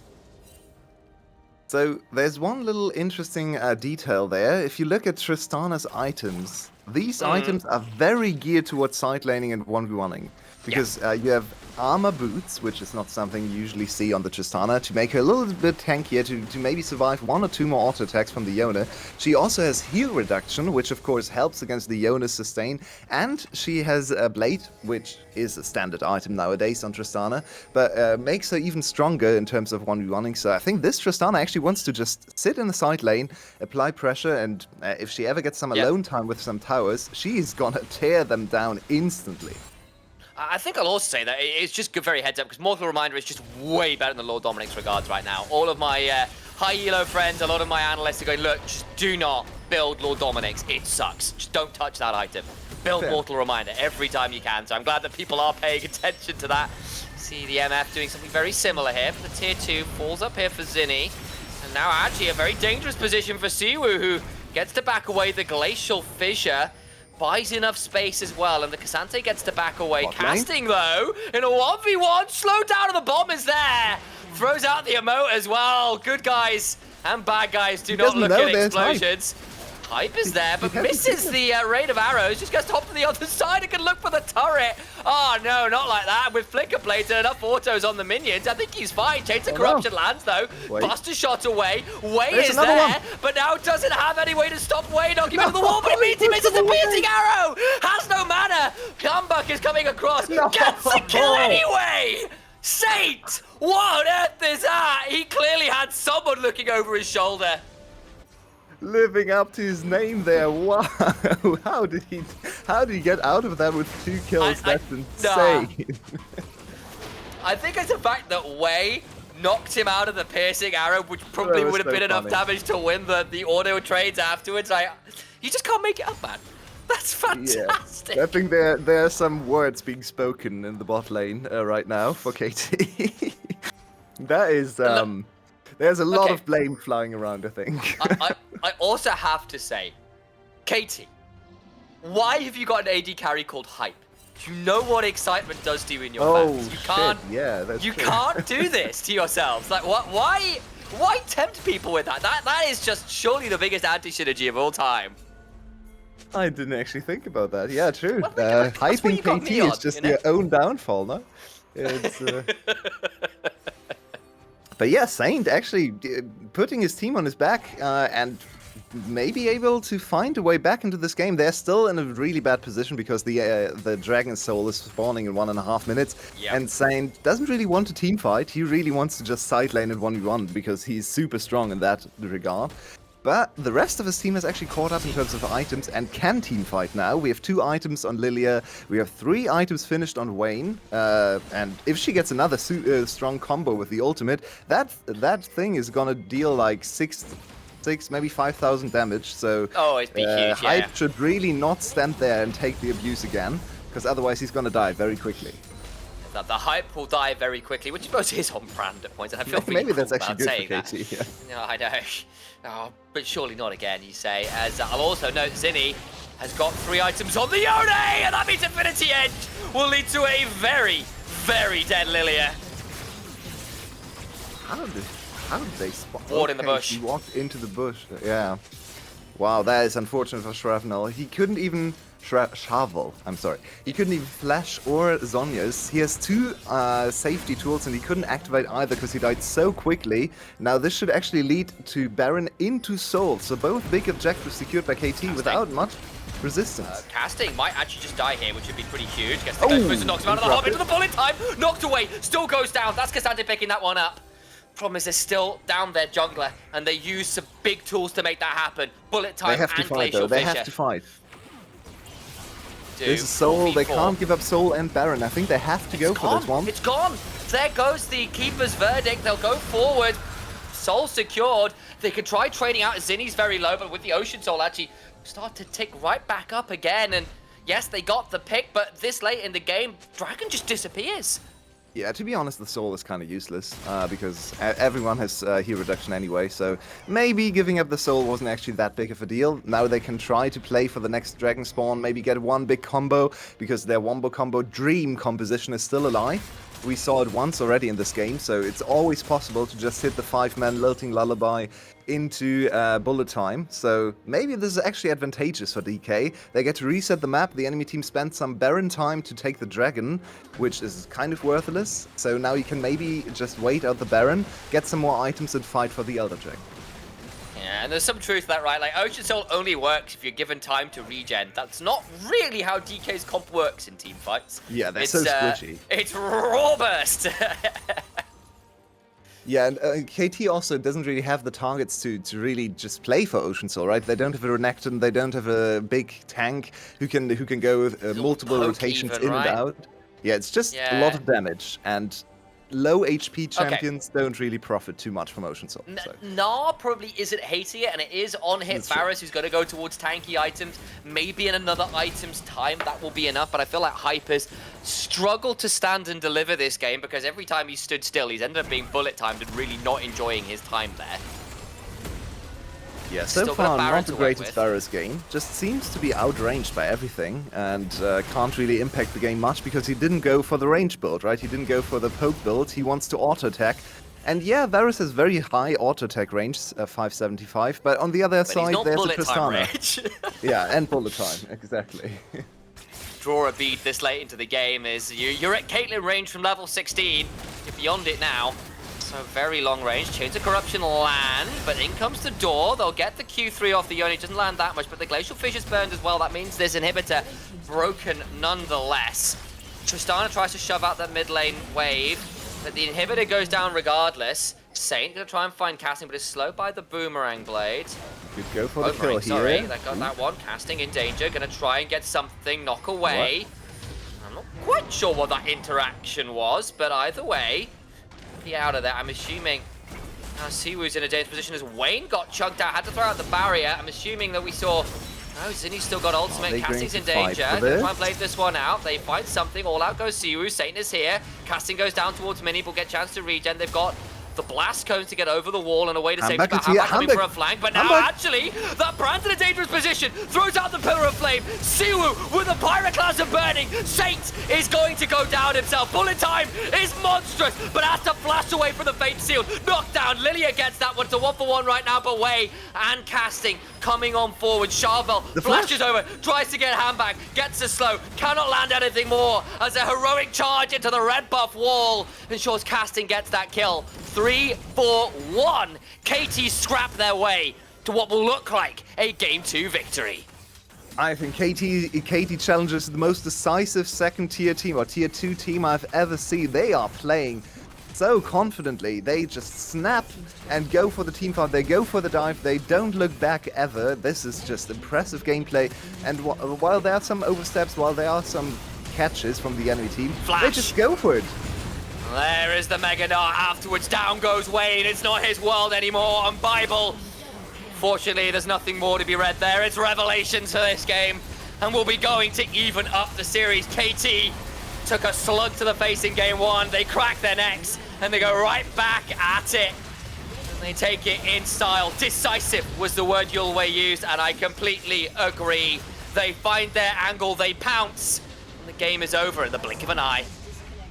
And these compositions did not disappoint. I was looking at the first 6 champions picked and was like, oh, all squishy, all playmaking. This is gonna be exciting, and exciting it was. This was some interesting back and forth here. There were chances for the Tristana to come back, but in the end, KT just stronger in team fights. And we had 2 games that were team fight dominated, and both we won game each for the teams. So it seems like a team fight heavy series, and that is what we like to see. So much action. So many plays made, and such decisive ending to the game. This is some exciting stuff happening. That it is, but excitement, KT, we've seen that one go wrong before, so we're going to take a moment to chill out and ensure that we aren't cursing that team. And that means we go to a break, and we come back, we'll be zen and ready for Game 3.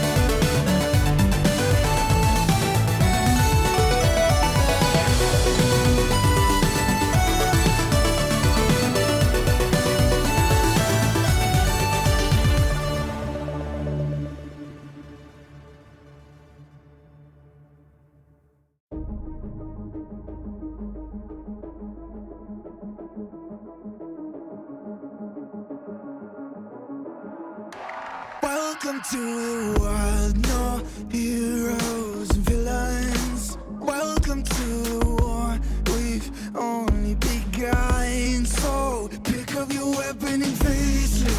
There's blood on the ground, go and take it. You get one shot to make it out alive. So higher and higher you chase it. It's deep in your bones, go and take it. This is your moment, now is your time. So prove yourself and rise, rise. Make them remember you. Rise, push through heaven. Rise, rise. They will remember you. Rise. Welcome to the climb up, reach for the summit. Visions brave, the one falls, steadily the end. So higher and higher you chase it. It's deep in your blood, go and take it. This is your moment, take to the skies, go. Prove yourself and rise, rise. Make them remember you. Rise, push through heaven. Rise, rise. They will remember you.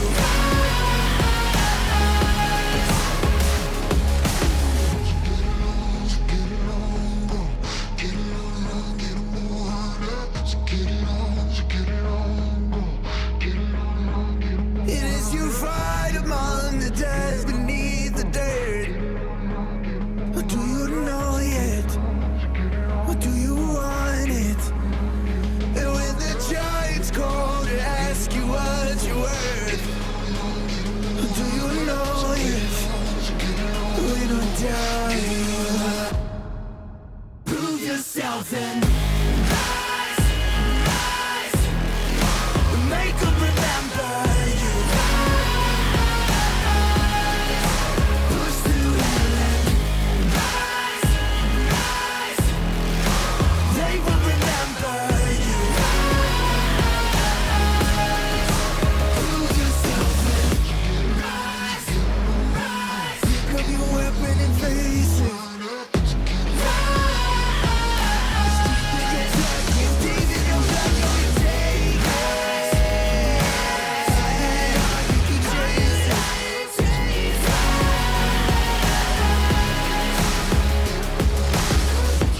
Rise, rise.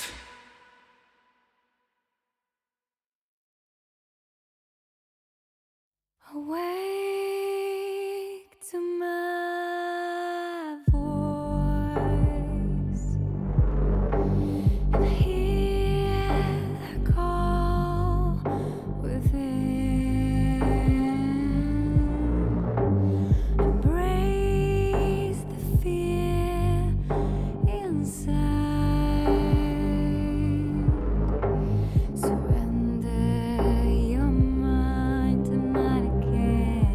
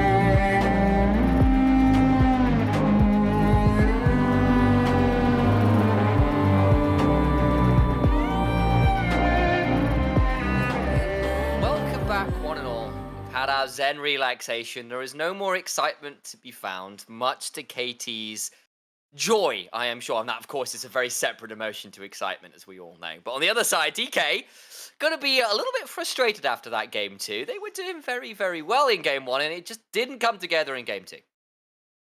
So, what surprises me so far for these knockout stages is how one-sided most of the games are. And actually, though it does sound a little bit counterintuitive, in my opinion, one-sided games are usually an indication for high level of play, because it means that the team that gets an advantage is able to actually Hold on to it, play yeah. play the game out correctly and win with their advantage. Because in lower level competition, there are a lot of throws and it goes back and forth, and you'd never really know. An advantage doesn't really mean anything. But if both teams are good, then those advantages actually carry through. So, in my opinion, even though maybe the individual games aren't super close, we have very, very strong teams.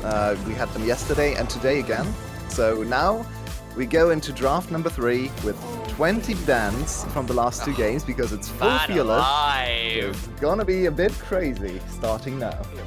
And a reminder, that means that we have not got a Lilia, a Brand, a Nidalee, a Skada for the jungle. We have not got a Renekton, a Gragas, a Gnar, or a Cassante in the top lane. We've not got the Azir, the Corki, oh lord, Yone, or... Oh, come on, what was the other option? Tristana. Like, that's so many big mid lane champions. And I'll leave it there, because I think the point has gotten across. But still, that is a lot of champions that are just not available for these players to go through. You're going down to the B tier options in a lot of ways. And I think after watching yesterday's series go to 5 games, the position that is most impacted by Fearless Draft is actually support. Because there are a lot of support champions, but there are only very few that fit the usual competitive nature, right? Like the engaged supports, the actual good supports. So yesterday we ended up with, in game 4, we ended up with Lucian Milio, which was kind of a cop-out. And we didn't go into Janna, Sona, and Soraka, unfortunately. My kind of supports, but maybe today is a different day. And again, there's still world for things where you kind of go towards the kind of pocket picks, which can help throw things around a bit. Things like your Blitzcranks, your Pikes, your... Oh, Smolder's open. Smolder is open, you're absolutely right. That's worth keeping our eyes on. It's a flex, it's very potent, and with the mid lane pool looking a little bit narrow, it's a pretty big lock-in. Saint, for all that they didn't win the game, actually had a very strong game on that Tristana, but on the other side, Aurora is unbanned. Out of the Gulag, has managed to return to pro play, has got themselves the Vi as well. That is a very strong combo to lock down that Smolder and ensure they do not have a good time. Almost feels like both teams kind of agreed to not really do Fearless, because they're like, oh, yeah, we're kind of annoyed having to cut down on our champion pool. Let's just play the really OP champions and don't ban them. So Smolder and Aurora hit the Rift in game number 3, which is a little surprising to me, but we see Aurora usually go into the top lane. Smolder could match her, but now we have Cannon, so it's probably going to be... it's not locked in yet. So. I mean, Reckless he's in a lower bracket right now, so, you know, maybe the Cannon AD carry is still alive and well in this tournament, but I suspect it's not in this game. But hey, who knows who they've been scrimming against? You never know. But yeah, I like what KT are doing in the sense. Obviously, Aurora, when she was available, was a menace. What you were doing with the Malignance ults was absolutely file. I was playing her jungle and getting similar value. Like, that's just a lot, really, when I'm the one playing Aurora jungle, because there was Nasus as well. Because you could do some fun with that. But there's an Nasus locked in. It's very good into Kennen is why you do it, because Kennen cannot run far enough away after you wither him. He can't lightning rush out of it, which can be really, really miserable. You're going to need Swifty Boots in that matchup, or it's going to be doomed out. Usually Nasus is a mid laner right now, so maybe they put Aurora into top lane, Nasus mid is what I would expect. Maybe. Yeah, I mean, it's not bad into the Smolder because you can't flap that far away with the Wither, but yes, it might be that. I'm just saying, when we have also seen Nasus as a counter into Kennen, it's also been done, even if it has been more regularly a mid laner. So we'll see what they decide towards it. Double flexibility is always good, because you keep the enemy team guessing. Actually, yesterday we saw a very interesting tactical decision by T1. They waited until second 21 to swap their 2 solo laners, and the enemy team couldn't respond. So this could happen here again. We don't quite know what's going on the KT side, but their composition looks super strong. This does not look like a 26 ban kind of game, because Nasus has usually been banned in these games. Aurora has usually been banned. Vi is still a pretty strong jungler, so they've gotten away with a lot of power budget still in Game 3 of a full Fearless draw. They should try to win this game, because if you lose after you get all these power champions, then it really puts you into a bad position. A lot of AD carry bans. We have 4. I mean, yeah, that's carries. and then on the other side, Ziggs, Draven, Ezreal gone, and then there's the additional bans from the previous games too. So that is just so little available. I will also note though that Senna is really strong right now, very, very busted. So that might be the option, honestly. Yeah, not really an AD carry right now. It's more a support champion. But you that's do true. have 2 damage dealers in your team already, Healer right? now? We have Cannon and Smolder, so you can just play Senna support and be fine with that. You can even pair her with something like a Seraphine. Okay, I'm not the biggest fan of that, because that kind of puts the onus on Senna to carry, which is not really her preferred choice right now. But anyway, they... Okay. Please. I think Xayah makes some sense. Jinx is pretty okay here as well, potentially, as long as you can avoid the cannon flank. Some interesting options. I saw your smile. I was there with you. What are they feeling like? They go towards the Jinx. Hyper carry option can help follow up on those big engages by pressing R. And that's sometimes the way you want to play it with the Jinx. Play absolute max range and then get excited before going on it. Yeah, I like this Jinx last pick. I think they were setting up for Xayah with the Rakan lock-in, but the Jinx is a good option. It's decent in lane into these 2 champions, and then later on kind of stays away from threat range from Cannon. It's really hard to get on top of Jinx with a 725 range. And yeah, I think the Jinx... W's in Mega Death Rocket. You can play a long, long way away before you have to properly commit, I agree. They did swap their 2 solo laners, so it is going to be top lane Nasus, very good call there. Mid lane Aurora into the Smolder. Probably not much is going to happen there, I would expect. It's probably just a farm lane, but let's see. I mean, Aurora's been known to pull off some scary combos, and you got the Vi there too, so once the level 6s come through, I suspect we'll start seeing a little bit more tempestuous affairs happening on the Rift. I'll avoid the Shakespeare quotes, but there you go. I think I'll also say that for all that the Senna has been locked in as kind of the AD carry, at least you've got a Smolder and a Cannon in your other lane, so you don't have to be the primary damage source in that sense. You can play a slightly more supportive role and come on lane a little later on. So I at least see the angle to play a little bit more of a backseat role with that champion. Yeah, I'm gonna be very interested to track her itemization, because you can still go Black Cleaver to assist you to your Smolder especially, and then maybe transition into support items later on. It also depends on if she wants to play on support budget with farming Tahm Kench, or if she is actually gonna farm, which is gonna really hurt her soul count. But maybe if you want to play full supportive Senna and just want to go for enchanter items, I could even see a Senna that doesn't even focus on souls at all, because she just wants to go for support items anyway, and then souls don't really matter too much. Right.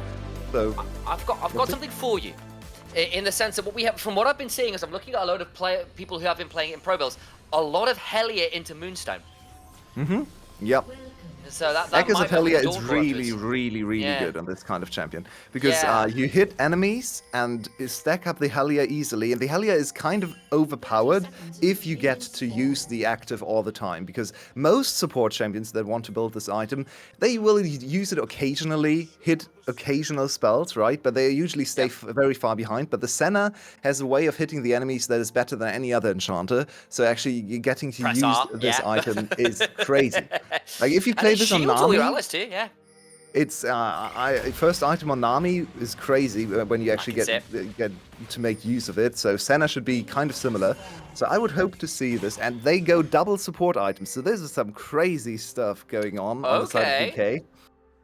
I mean, I can sort of see it, but this will be interesting to see how they manage the farm. I think they will then, not be the lane question. together. My guess is That's they an will not interesting. lane Is that together. going to be Wayne in mid lane? Are they going to try and double AD carry mid? I think so. I think this is a lane swap setup and just trying to execute minions all the time. Started easy, and he's in trouble here. Going to take a huge chunk. Auto Q auto. Zinni down to half HP before anything else can happen. Could just be a roaming Senna game.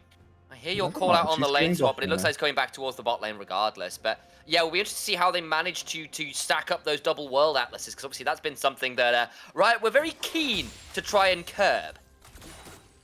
Yeah, this might be a mistake. I'm not sure.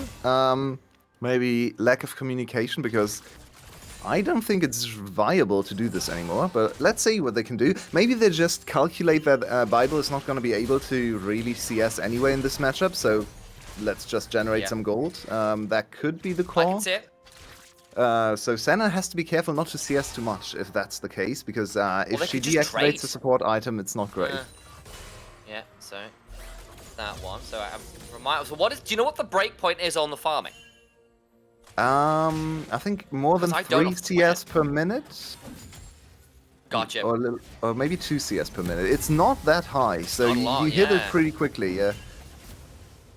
See how they manage it. Could be an interesting one to track. Either way, that's the position we're in, and we'll keep our eyes on it best we can. And of course, DK, considering they got the Smolder and the Senna, are going to have to play for a little later on in the game. Thank you very much. Observers are very the hover confused with there. this too, yeah. Yeah, no, they're right there with us. There you go. That is the break point. 3 charges. Killing minion goes to 15 gold. Where's the break point? Not sure if it's actually on there. Might have, but either way, I appreciate think it's on the look passive of the champion once it spawns, so it's not actually on the well, item. that's But fine. You know what? We won't go hunting for that. That's fine. But either way, worth keeping our eyes on nonetheless. And you've got a Smolder and a Senna, which means you are waiting for some of your stacks to come on through beyond just your World Atlases here. And top lane, early little bit of a skirmish, casting, forced to flash away. Handback can't quite get that auto through the Sejuani to get the kill onto the cannon. Will still be forced likely to reset here regardless. so this is our first game of Smolder this week, because wow, that's a lot of damage. Shovel got This interrupted. I might think that's force just a flash dead. here. Yeah. Doesn't go over the wall, doesn't want to burn their own flash. With a teleport coming on through, could have been a little bit bold. So leaves that one with the additional summon and spare as the advantage. Could buy them enough time to get double Scuttle Crab yet again. Hamburg, they were very, very They've strong sold into it. action. They've sold the World Atlas. Oh yeah, it was a mistake. That is very, very sad to see.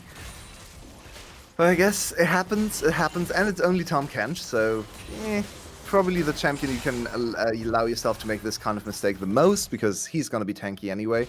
We both didn't like the Tom Kench either way, so maybe we'll like it even less now that it's on kind of scuffed economy, but at least they got rid of the mistake now.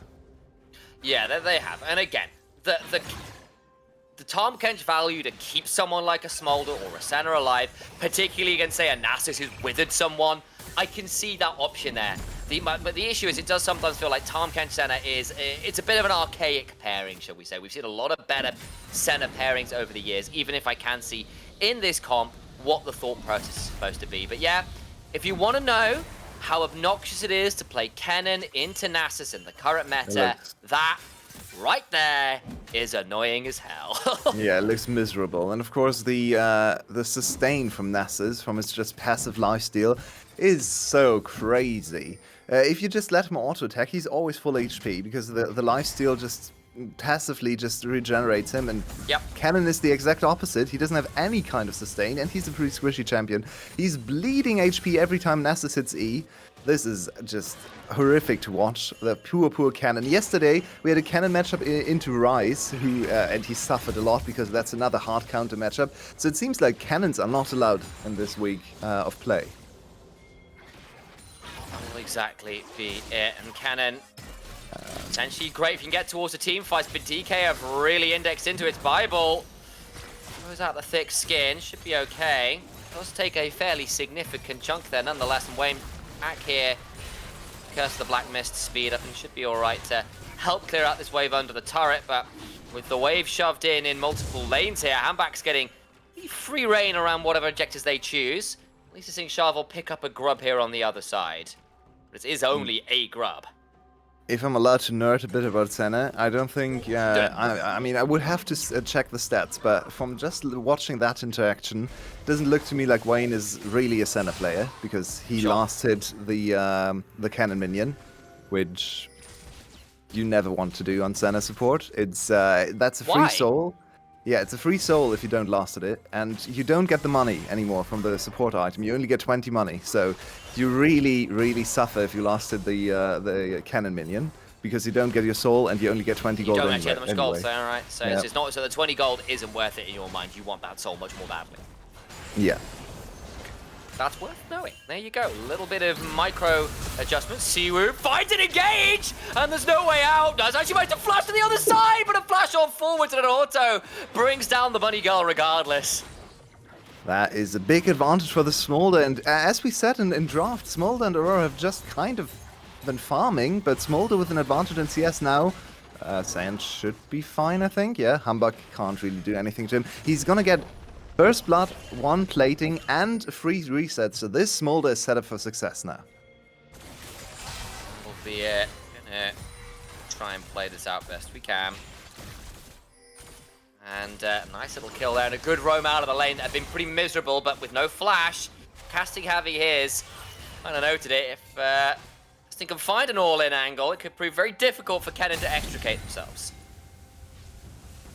And we see chat just made me look at Smolder's runes again. Yeah, here's Grasp. So this Smolder is following the playbook of Jonas we've seen, and Yon and Yasuo actually, both of them, where they just go for as much sustain and tankiness in the early game as possible, because in the end it doesn't really matter what kind of rune Smolder goes for. He's gonna be insane in the late game anyway, so just investing a little bit of rune power into the early game to survive the lane, to get a little bit tankier, even if it's just 3 HP per stack, makes him that much safer, and the safer the Smolder, the better he's gonna scale. That is always a huge deal. Has gone towards the tier as well early, means the Shojin's coming on through. That shouldn't be a surprise. Smolder loves that item dearly. Has meant with the way that lane pressure's going, Handback gets to come and look for the invade. Weirding comes on through to try and find that little slow at the end of it all, but it's not going to matter. I think there was ice armor available for the Sejuani anyway, so wouldn't have made all that much difference. Saint gets a Super Scorcher Breath out. It's about all that's traded back for DK after that invade.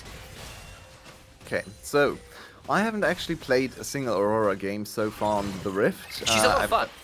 I only played her a lot in what was the mode called? Swarm? Yeah. Swarm, yeah. Yeah, Very to get all different. the achievements. There's her there you ultimate. Between the worlds to make that one happen, but the shield from the center makes things very difficult. Twofold Hex, not quite available yet, and that means the passive isn't going to be able to proc and get some damage, but the turnaround is there. A lot of ults popped across both teams, but no one dies. So, how would you explain her power budget? What do you think? Where are her strongest points? When does she Her shine? ultimate. What kind of situations does she like? She's very much around the ultimate with the way currently things are. She's also surprisingly auto-attack based. So her passive, cycling through that passive is a huge, huge deal. So she's really great with things like the Iliandry, so continual damage there. But the big thing that's made her very, very scary in pro is her ability to WR. You hop on forwards, you go invisible, you get a big AoE R which traps everyone in. And it does so much damage with the Malignant, especially if you can get that on cooldown. It is such a scary ability to manage. And then after that, your ability to play out extended fights with your Qs, with your Es, with all those autos coming on through feels really, really nice. But it's eyes on when that ultimate is up and whether you can find a good multi-man ultimate. It is one of those champions. You want to hit a big ult, you want to catch as many people with it as you can and do as much work with it as that happens. And alongside that, you have got a fair amount of sort of poke damage, surprisingly, with the way the passive and the things like Liandry's interact with it. But that's kind of another string to the bow that is Aurora. Of course, we haven't really seen her since a lot of the changes and nerfs have come on through, so we'll see whether that still remains true. But the last time we were seeing her, at least, that tended to be what you were looking at. Yeah, we had a few games from Kiaya in the players before she was globally banned.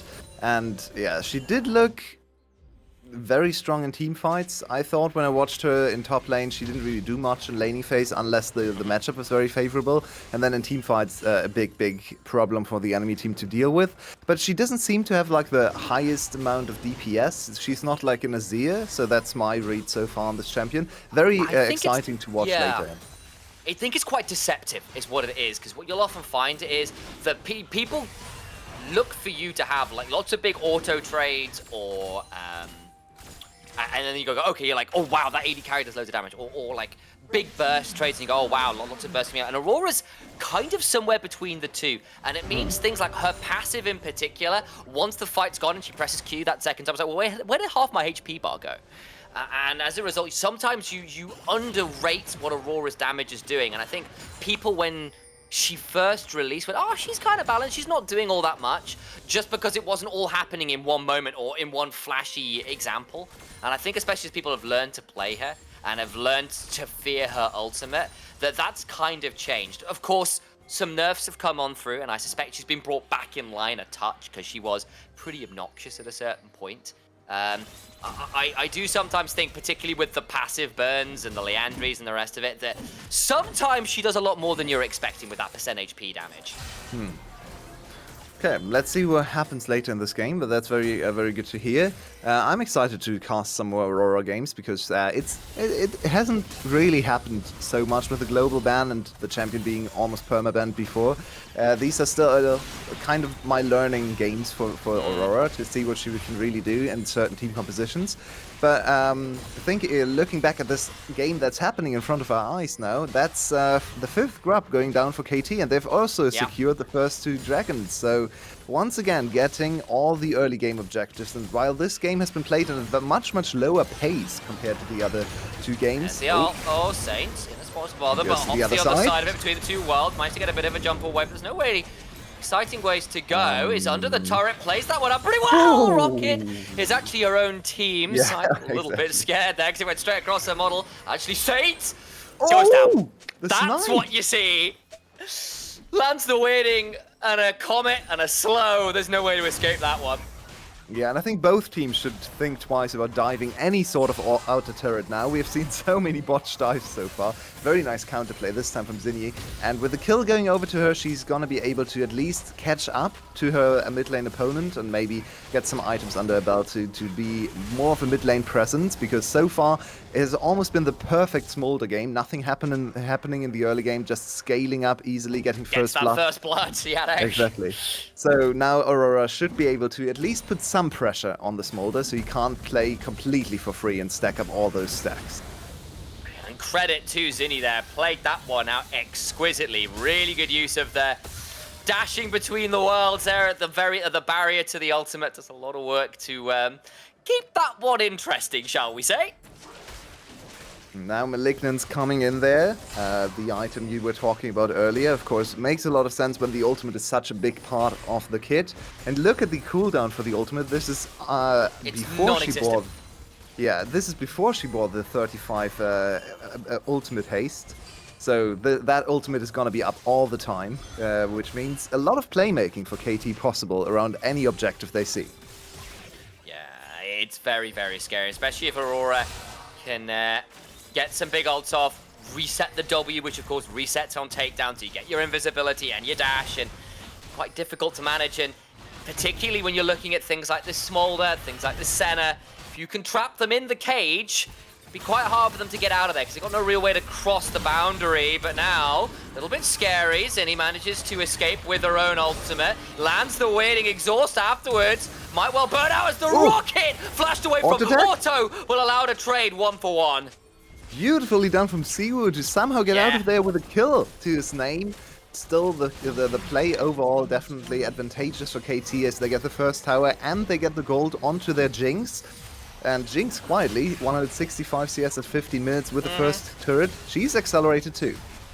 Could be a little bit careless. Shovel throws down the locket, but now there's the Tom Kench Abyssal dive into the backline, goes handback with the cease and desist. Wayne knocked with that Vault Breaker. Hype coming on over. Another double knockup. There's the Devour, but the Chompers make this very scary indeed. Shield isn't enough, and a flash is too late to escape the auto that was already in the air. Double kill to Hype. Actually, I didn't think anything would happen there because it's just a Sedrania and so much safety with Bible as well. Do it again! Yep, KT just wants to keep going. Shovel's in danger. Chompers come on forward, stays alive. Saint throwing some autos out, looks for another auto, can't quite secure it. Siwu has turned up. Aurora for Zinni does have that ability to teleport. There's no really good ward as it stands, and DK managed to ward off a tier 2 play. But all the same, it's KT with the turret, with the kills, and a Jinx now who is in a very happy position. I think this Jinx getting all the kills in the tower gold is a huge problem for DK because they were already looking at the two solo laners and thinking about how they could contain the side lane power, but also the playmaking from Aurora, right? And now they have to also contend with the highest range auto attacks in the game from 725 range away, with Hype being accelerated on 2 items out of nowhere. He just bought a full second item. Now they have to think about Jinx. And their composition doesn't really offer the greatest tools to deal with the Jinx either. They want to play defensive teamfights, but playing defensive teamfights against with a range disadvantage is almost impossible. You have to find a way to get on top of the enemy carry, and Jinx being on this item breakpoint so early on in the game is almost spells doom, in my opinion. It's very hard. Like, it needs to be a monster cannon flank, but with no flash, with the wither, with the fact the rapid fire cannon bluntly is in, so you can play from a much safer distance as well. It's good news for Hype, and not the only threat. The Aurora's in an okay position. The Nasus scaling kind of freely. You are feeling pretty happy here as KT, of course.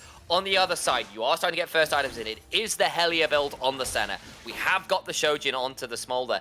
It's not over till it's over with a comp like this because of the infinite stacking of both of the Smolder and the center. So if you can hold on, not let the gold lead balloon too much, be okay. And maybe a pick onto Zinni might be a good stop. Goes to hop between some worlds, and we'll get out of there with the ultimate. Yeah, and these kind of compositions are very binary usually for the DK compositions, where it's very much about slow team fights with a lot of range and a lot of healing. In the past, we had these kind of compositions with Zillion Hackerim, for example. It was one of those applications where when the team is ahead, the team composition is unbeatable because you can do whatever you want. But if you fall behind on this kind of composition, there's no damage. And this is what they're facing right now. This Smolder needs to stack because no one else is going to deal damage. Okay, Cannon is going to contribute a little bit of burst and maybe a little bit of CC, but he's not a hyper carry. He can't really bring the damage to really threaten the opponent. Yeah, so, and this Senna, as you can see, she's building full support items. She started with the Echoes of Helia, so that's not going to happen from that position either. It is all on the Smolder. Their jungler is not contributing any damage. Their support is negative damage too. This is a very difficult composition to make work. That it is. Tier 2 goes down, and now in a position where Hype gets to just sit with the Vi, sit with the Rakan, and prove very difficult to get a hold of on the other side. We've seen a couple attempts onto Zinni, but with the double dashes of the E, the W, your R as well. Look to jump over the wall if it's required. Backing away, gets a fair amount of damage down, and yes, the HP bars aren't fantastic, but not in kill range right now. Yeah, it doesn't really have the chase power to confirm the kill there. Doesn't really have much besides his W to try and slow down the enemy. Too much mobility for Zinni. But at least Saint is winning the 1v1s, even though Zinni is 2 levels ahead. So maybe a silver lining there. 2 items done for Smolder. I would like to see the stacks. He's probably at like 170, I would Something guess. like 202. No, he's actually doing very 202. well. So yeah, he's close to his transition. He probably needs around 350 to really be able to carry this game and 1 or 2 more items, but at least there's some hope now with Smolder finally getting online. Yeah, and 2 items, including that Mana transformation, is big, and with 2.5-ish minutes until Soul fight for KT Rolster, you want to be as close to or on that break point as you can, because that will be a very, very big deal. It is the Hextech Soul this time around, that Soul that everyone kind of puts down as realistically the strongest Soul available for good reason. It's just so obnoxious in any given scenario. Yeah, and just looking at this Nasus on the other side quietly stacking. Oh, Nope, no time for that. Oh, hang on. Saint, oh no, looking like a dead one. Find him in some church somewhere under a very nice stone coffin, but Charvel backs away, flashed into the base, but Casting's just gone on in. We'll start to siphon him down, that's 12 stacks. Yeah, Casting just wanted some action. He had enough of just farming minion waves, so instantly they moved into the gate. How far do they want to go? Again, it's KT. KT is just such an aggressive and decisive team. Just they see one snap engage and instantly they're on top of the enemy nexus. This team here we go. There's the cannon was dead. 13 seconds now on Saint. They could look to try and end this between Bible and Charvel to hold the line. The minions finally just about falling. No ults available. The health bar's not great. and they'll get a Nexus turret. They decide not to stick for anything more. They're going to Hexgate right on out, but it does mean a potential Okay. stop. Hype in danger. The Jinx going to get rooted up with the last embrace. Sharvel on top of him. Hype gets excited though and can start to turn it around. Double kill for Hype. Wayne in a dangerous position gets another root, but the HP bars might be non-existent. A W just about wide. Rocket goes up as well. Can't get the Hexgate out. Can hand back, but Hexol now on the table, and they try to catch them on the exit, but Hype just laughs in their face. That was the best visualization of the problem with this team composition ever, because there were 3 members hitting 1 Jinx, and the Jinx outdamaged all 3 of them. Yikes. It is a very dangerous composition to play. I don't think it's a bad composition, because in another universe, you get ahead with this composition, and no one can ever die, because you have so much sustain, you have so much tankiness, that you have so much CC, and the Smolder Senna are just constantly hitting the opponent. Yeah, and via Nasus are walking through Exactly. Sejuani Cannon. Like, how on earth do you get... You know, I see the point. It's just... But from behind, it didn't does happen. look doomed. It does look really, really hard to play. They just can't do anything. The Jinx can just 1v5 at this point, probably. So, and the Nasus is probably sitting on like 300 stacks himself, so it's not going to get easier. Coming on over, Zinni on a flank, looking for that big between worlds angle. Gets engaged onto last embrace, but gets a blast cone into the pit, and that means Soul is secured for KT. DK just cannot get into the pit in a good time. Now Sharvel, having Arctic assaulted in, just goes down, no way out. Dead Sejuani, that'll be roast pig for dinner. The zap comes on through, sidestep from Jade's Bible, on. tongue lashes in, but there is the between worlds and the Tom Kench. It's just fish in a proverbial barrel. Wayne goes into that curse of the Black Mist, but there is no hiding from Hype this time around. 12 kills to 3. Hexol, 23 minutes. And now you're looking at one final Nexus turret remaining between KT and a damning game 3. It is domination across the rift. In they go with the cease and desist, and down goes the cannon. Siwu has not had any impact out of a roam early on to mid lane. The Lightning Rat, unfortunately, it's a type disadvantage, and Pikachu can do nothing in this game state. VGC wishes. And now we back away. One Nexus turret and a wave coming on through. This is it, surely. There's nothing for this one Sejuani to do. Yeah, now all the tanks are back, and Senna to heal them, but there's no damage on the rift. Let's see what they can Trying do. to clear the Absolutely wave. nothing. No, they It just killed doesn't the matter. The Jinx. Nexus turret, it's gone. It's over. The Nexus is down, and KT Rolster, do not give them an inch. They'll take your whole bloody arm. 24 minutes on the clock. They're at series point. Wow, what a comeback. After game number 1, they got destroyed in game number 1. Think back, there was 2-20 in kills. They got rolled by DK, but KT with 2 back-to-back games where they stamped their authority, not just on the series, on the whole tournament. They were the best LCK Challenger team, and they are definitely looking like the best right now. So impressive how quickly they go for anything they decide for, right? Even in game 1, when their plays didn't work, they were already showing these signs of decisiveness, the assertive nature of the way they want to play the game. It's always, the ball is always in their corner. So the enemy team can just wait for their mistakes. And if there are no mistakes, or if the mistakes aren't big enough, then KT just wins. It's a slight shuffling of the game win orders, but it's looking like a mirror of those finals of the LCK Challenger Series. That was a 3-1 to KT, and damn one, DK, they've got to step it up here in game 4. There's a lot more bans on the table again, but they have to get to that all-important game 5. Can they do it? That'll be a question for after the break.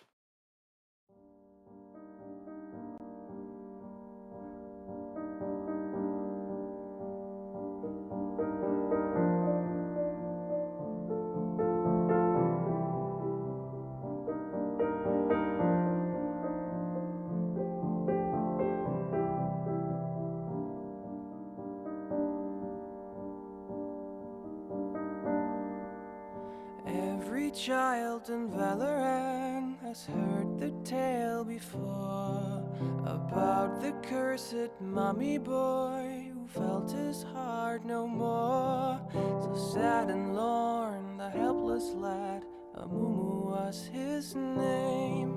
He ventured out to find a friend and learn about his bane.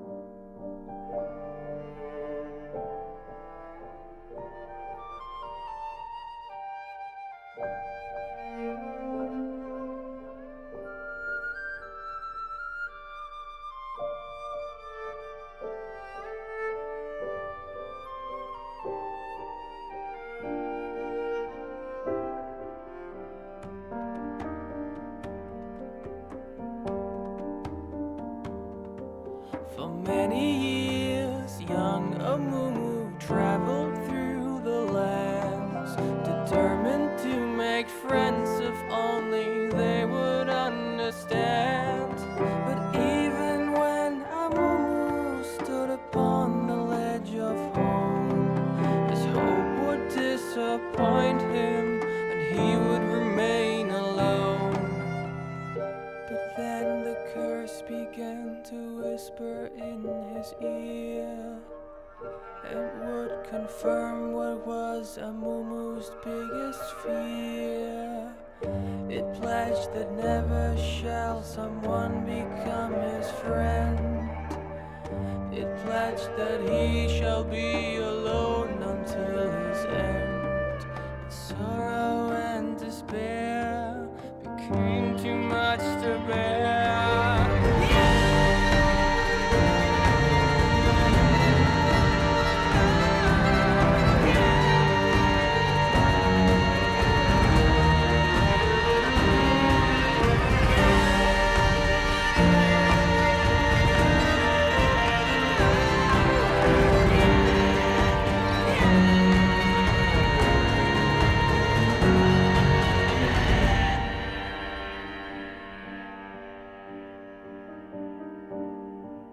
The moment when Amumu realized what he had done, too late it was for him, for them, the evil curse had won. The anger and the anguish overwhelmed his fragile soul and caused a wicked tantrum that he never could control.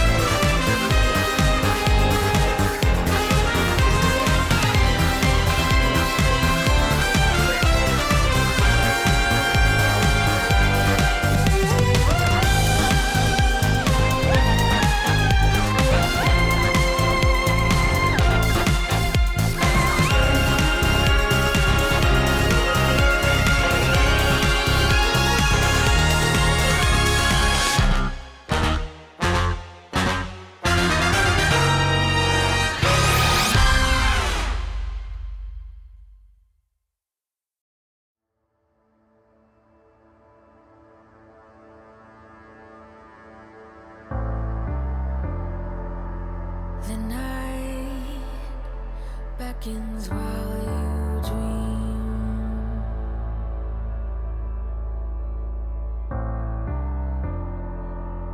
A life never lives in peace.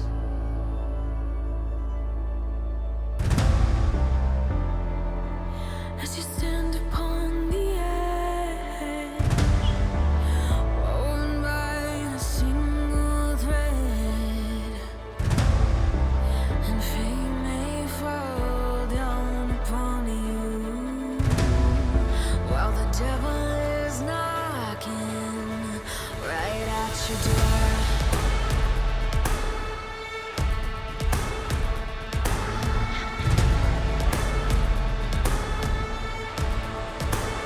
So are you restless? Each night you hear the drums roar. Awaken, awaken, the voice begins to call you while you hunger. A taste of destiny you're searching for. Awaken, awaken, the fight is at your door. Take up the cause.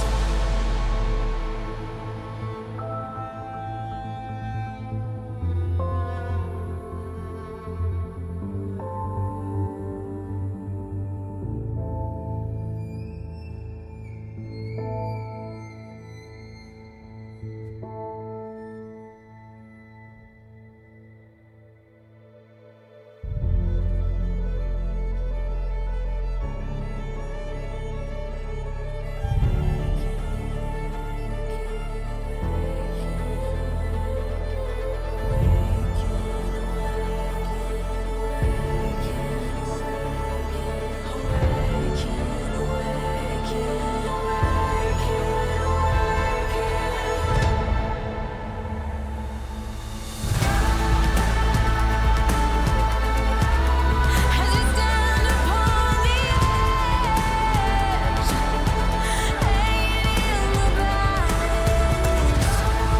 in the balance, and fate may fall down upon you, while the devil is knocking. So are you restless? Each night you hear the drums roar. Awaken, awaken, the voice begins to call you while you hunger. Taste of destiny you're searching for. Awaken, awaken, awaken.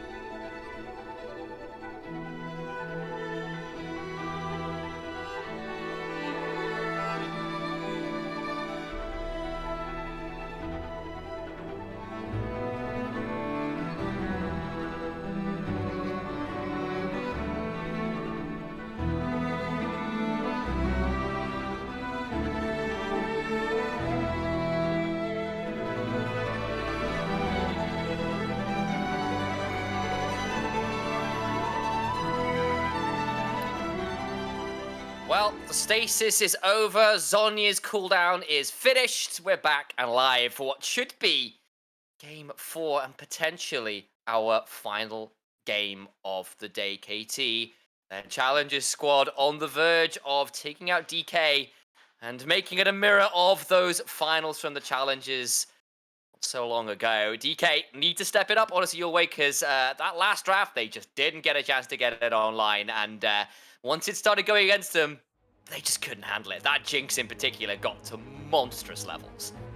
Yeah, and remember we're now at 60 champs banned, going into draft number 4, Oh, boy. before we even hit the ban list. So some of the options are dwindling. I think they have actually played some unconventional support, so there's still some normal supports, one might argue, available, because some of those supports already played with Poppy and TK. So maybe we can go back to more traditional supports, but last game we also had 6 AD carry bans on top of the AD carries that are already banned because of Fearless Draft. So let's see if AD the carry... 6 was in there too, if you count that, right? So... I think AD carry is going to rise in priority. We haven't seen an Ezreal on the Rift, and yesterday in Game 4 we saw the Ezreal first rotation by the red side team, so I expect the Ezreal for KT right here. And it is a flex pick as well. You can do it into the mid lane, normally into other AD carries, to be fair, but there is that opportunity as well, so we'll keep our eyes on that. But I think I agree. I think Ezreal would make some sense. Rel also currently unbanned, unplayed. And let's be real, if you're looking for the premier engaged support, it is Rel. She's not the tankiest. There are tankier champions, but if you want someone to hit a go button, Rel's about as good as it gets right now. So they lock in the Rel. What do they want to pair it with? Oh, Viego. He was banned yesterday as well in Game 4, so no one actually got to play him. Now we have Lee Sin against Viego. We are back in 2021 with this draft right now. Again, yeah, and it's usually how it goes. I say Damwon were playing pretty well back then. I mean, look at 2022. Who got the Viego skin for Worlds? That's all I'm saying.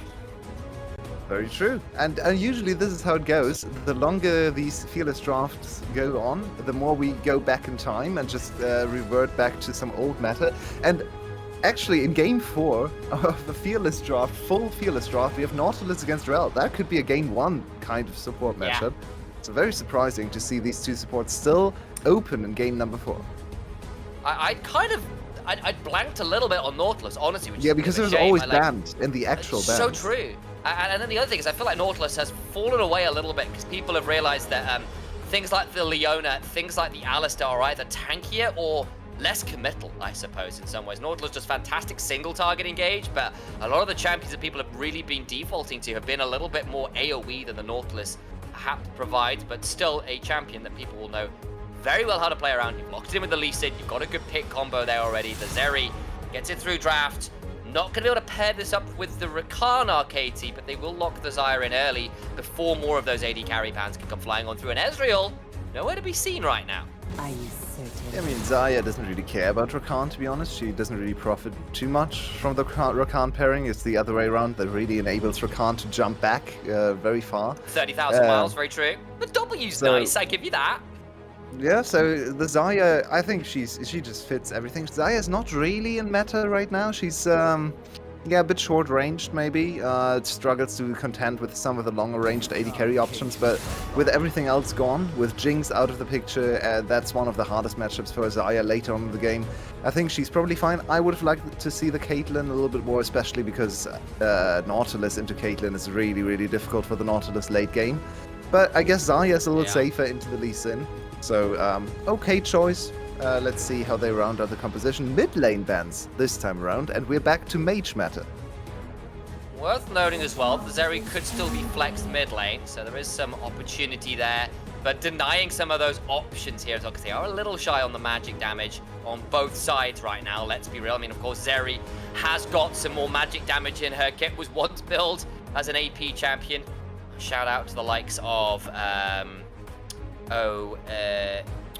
ICAP for over in the LFL was playing a lot of it back in the day over on LDLC, if memory serves. But there we go, still that easy to make away with it. The Talia band as well has been rising in priority, just that touch again in recent matches. Ezreal is still untouched, very surprising to me, but Ari came in yesterday and... It's good with the Viego. Was pretty horrible, but this time the LeBlanc is not available to counter her, so maybe Ari has an easier game here. So definitely a pretty short-ranged composition from KT so far. Once again, very mid-game heavy, very skirmish focused. Could struggle later on if there's another long-ranged mage, for example, coming in for DK. I'm thinking about the likes of Victor, Syndra even, good matchup into Ari traditionally as well. I'm not sure what's the current state of the matchup, but always used to be kind of dominant into the Ari. So DK going the longer ranged route and maybe the slightly squishier route in this draft. So knowing what they're into now, they go a little bit further down that AP pool, and it's a Syndra lock-in, which is not something we've seen a lot of in a while, but when you've already got the Nautilus and the Lee Sin, it is a very scary combo. And back when those two champions were at the height of their power, Syndra Lee Sin was about as deadly a level 6 combo as you could find in League of Legends. Of course, Ahri, pretty mobile, and if you can lock in an early Merc Treads, might not be the easiest to bring her down here. In the VCS, there's some history for this channel because we're still on the VCS English channel. We had the player with the highest solo kill count worldwide, and he was famous for his Syndra. There was a meme in I think it was 2020. Yeah, 2020, with Dia1 or Dia1.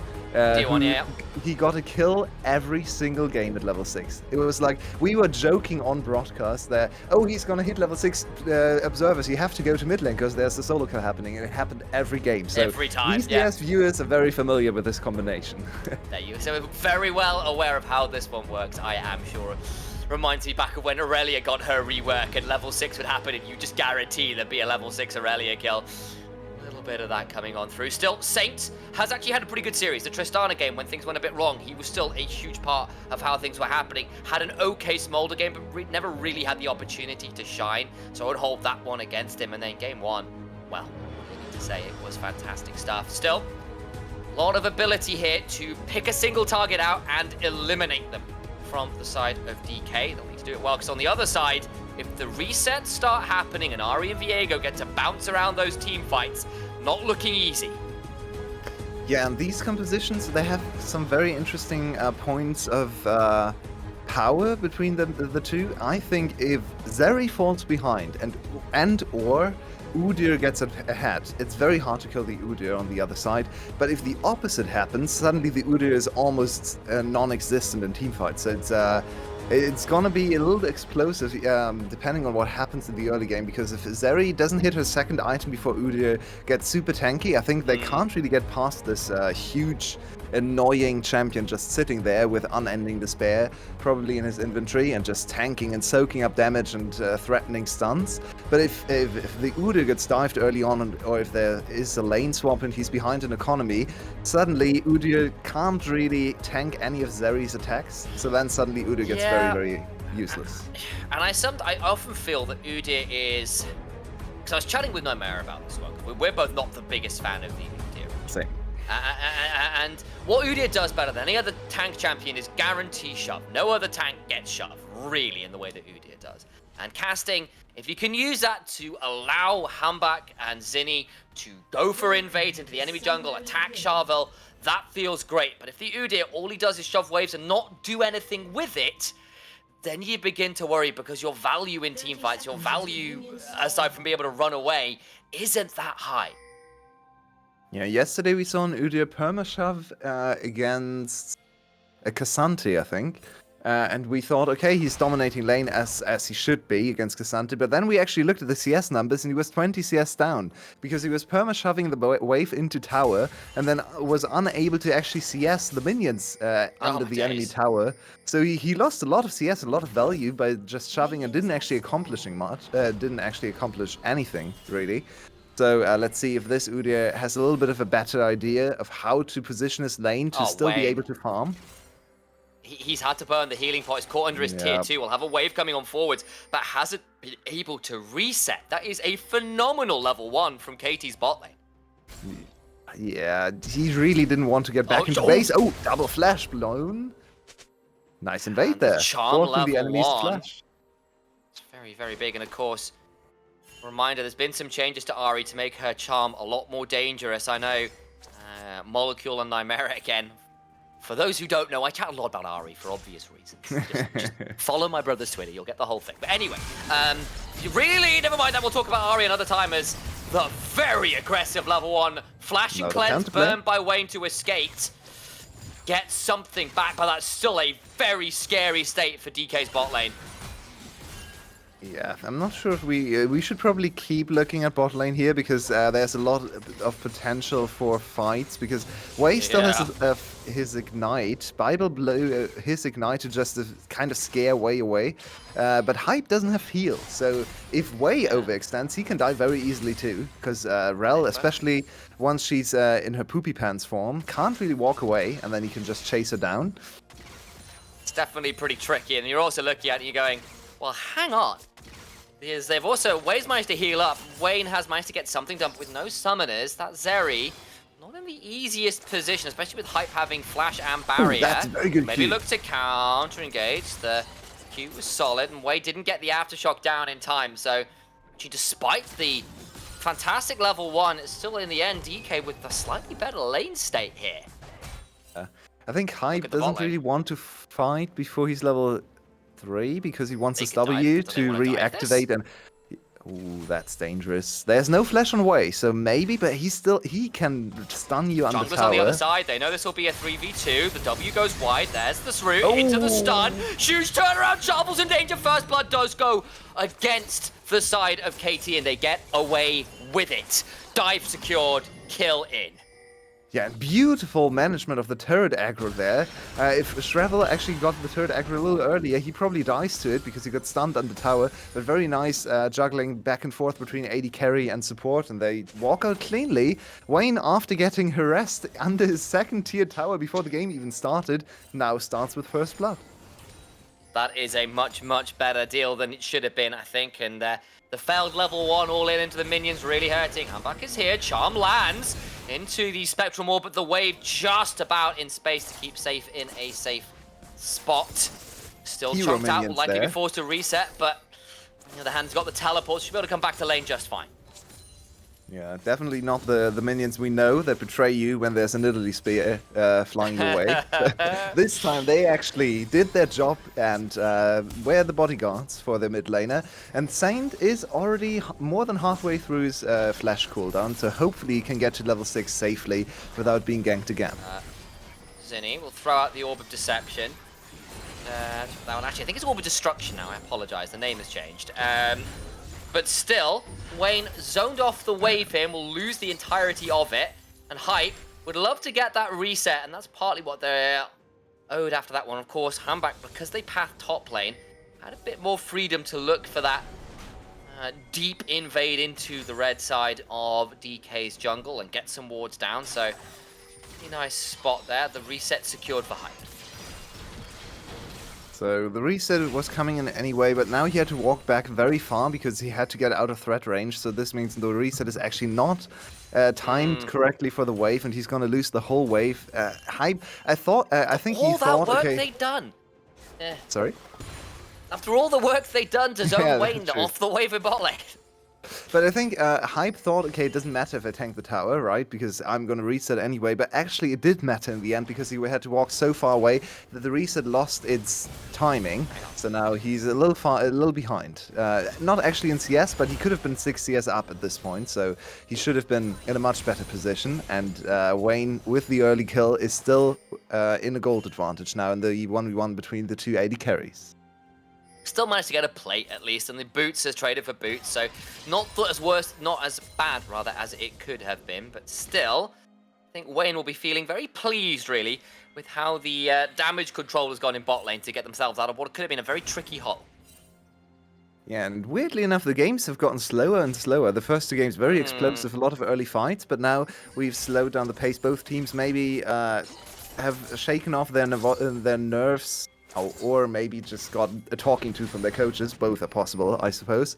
So now they're playing a much slower, much more controlled game on both sides. And it seems like the typical trade top side against bot side this time around starts with the Dragon Take.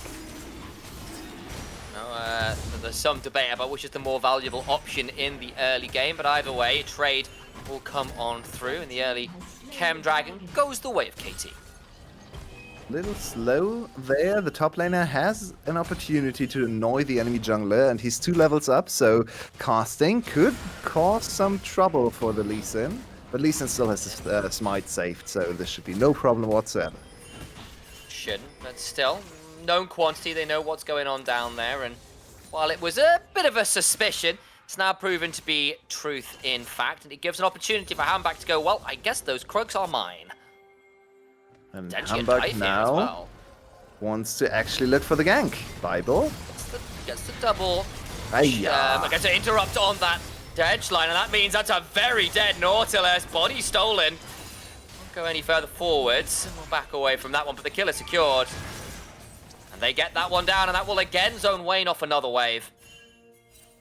bit questionable from both sides, to be honest, because flash Q from Wei was way off, haha, and Bible didn't even flash to react to the W, which he definitely could have done because he wasn't stunned from the Q. Instead, he just chose to die for no obvious reason. Got So interrupted. nice The little W break. dredge pulled him out of the dredge line. So can you flash mid Q?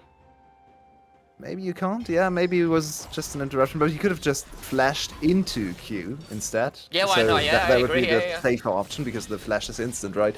But yeah, he wanted to save his summoner and has to pay with his life. Hamback now on the Viego with very good farming pace and first kill to his name. So he's maybe the main carry for KT now in this game.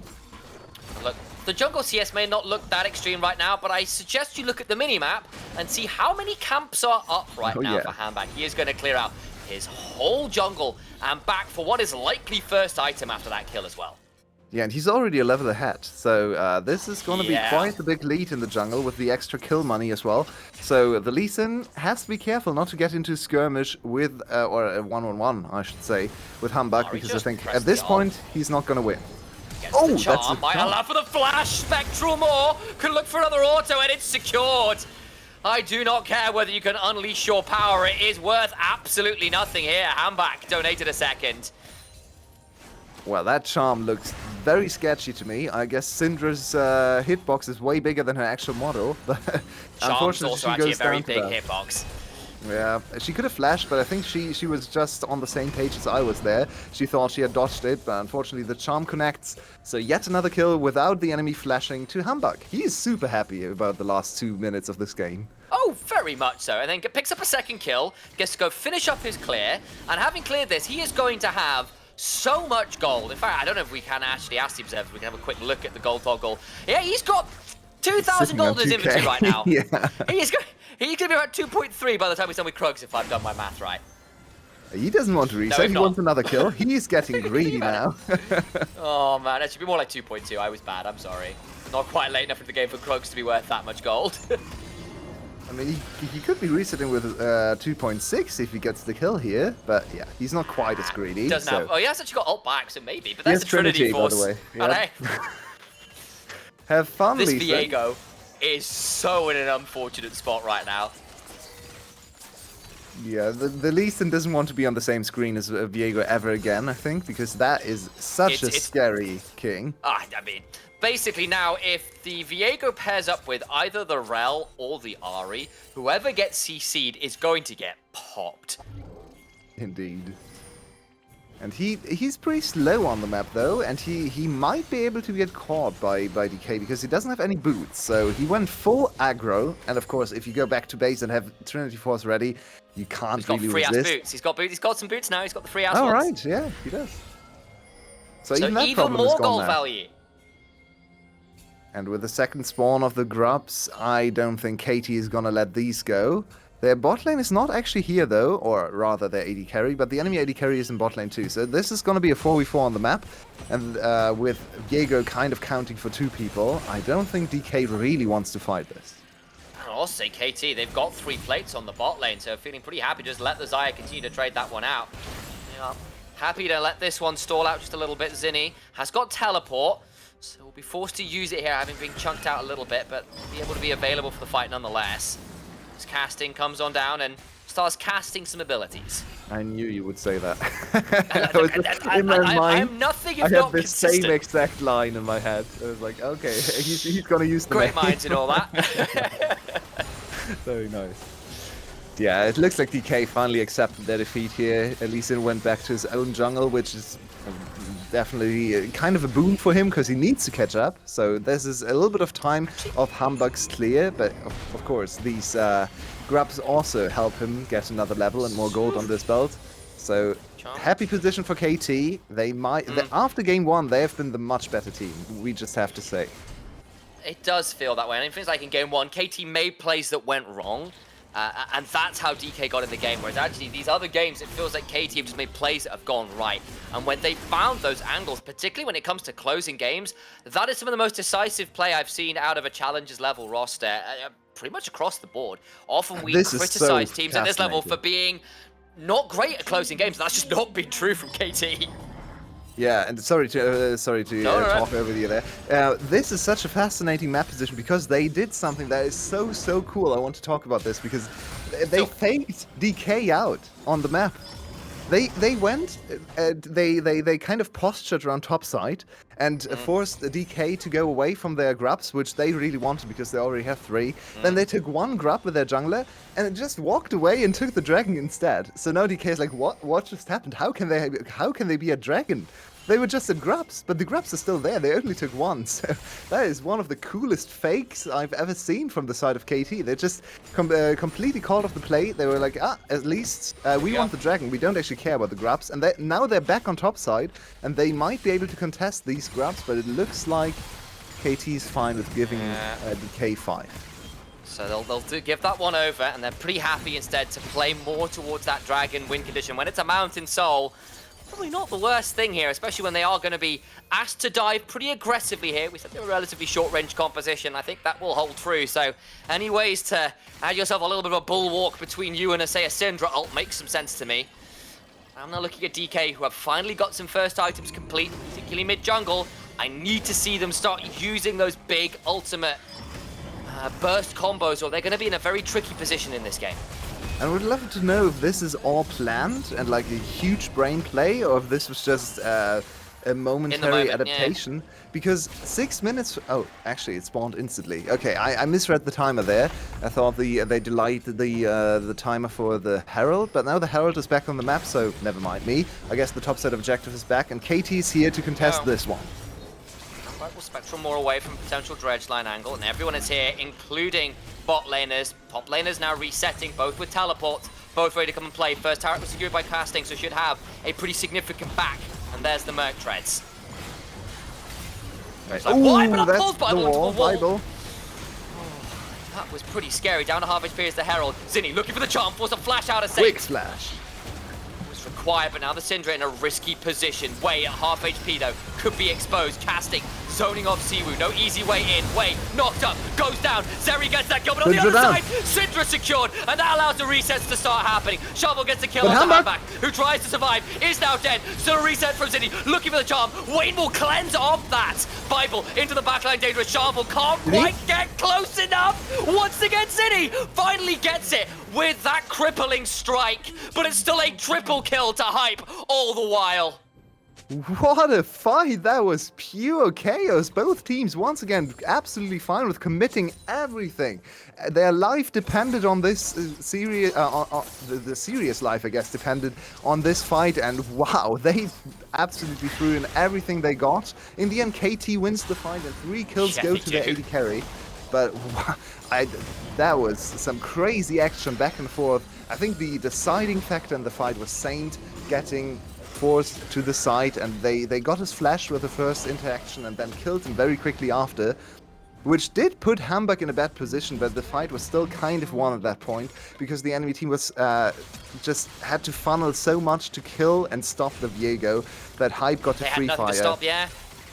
Look, what it's telling to me, he had both Summoners and the Featherstorm still available as a Xayah in that fight. Like, there was still a lot more to give for that Xayah. Exactly. And he didn't even have that many items, so he's only going to get more effective, especially now after these 3 kills. So KT finally lock in a really strong position in the series and the game. It's a very scary position, don't get me wrong. And it's nice that you managed to get Wayne the kill onto both the Ahri and... Sorry, not onto the Ahri, onto the...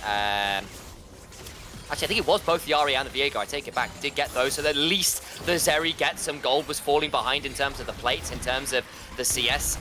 But it's still not the best thing ever, and KT still get to return to the Herald. They're still in a good position, and my other problem is, look, the Syndra, 0, 2, and 1. That is not what you want to see from what should have been a core part of your combo at this point in the game. Yeah, at least the Lee Sin is a little stronger now, so maybe he doesn't have to hide from the Viego for the rest of the game. He is on 1.5 items too, so actually a little bit of a threat to the enemy team too. But yeah, the Syndra is in trouble, and she's not really gonna get into a better position. Oh, That's Bible. a very aggressive dive. Oh, Bible. They get a kick onto Handbag, but he'll go unstoppable, tries to get the reset, gets the body, and now gets to come on out with that Dread Zone. Stun onto Zinni, who just says, I don't think you can be there, my son. And Saint goes down again. We'll get one back for Wayne as casting comes across, but it's still a 2-for-1 plus the turret. Hype flashing away, staying alive for now, but Siwoo's come on in. Gets charmed up, but Hype nowhere to go. Wayne looking for a reset. We'll get the shutdown. Zinni nowhere to go. We'll have charm up available shortly. Should be able to get out to safety with the slow on that charm. But Wayne cleaning up the end of that with a good flank from Siwoo, allowing something of an end at there. As, oh dear. Charvel, I don't think you can beat it. Needs to get over the wall and does so. Oh wow, this fight went way better for DK than I anticipated, because once again Syndra just died instantly, but they took so much punishment from the tower and from overdiving, and especially Hype falling down to very low HP meant they couldn't really continue the fight, and DK will actually get their objective bounty and find a way back into this game. 4-0 for the Zeri especially. Huge, huge, huge, and they'll teleport in. Casting is here. Where's the rest of KT? Diego's coming. They really want to play this, but it's going to be so hard. Zinni on a flank. Doesn't quite have the ultimate yet, but will be on very short cooldowns. Lands the charm. Half of Saint HP bar down. DK now in danger. Still no Baron spawning. Keep your eyes on that, of course. There's nothing to be gained here aside from gold. Siwoo knocked up. Will surely fall as casting picks up that kill credit. Zinni now looking for another charm. Another option. Still another charge on the Spirit Rush available. And that tier 2 in mid lane may well now be the aim of the game. Wayne, cleanse, ult, could look to stand and deliver, but I just don't think he really wants to. So it will be tier 2 for KT after the end of the Dragon fight goes a little bit awry for DK. There's so much happening in these games.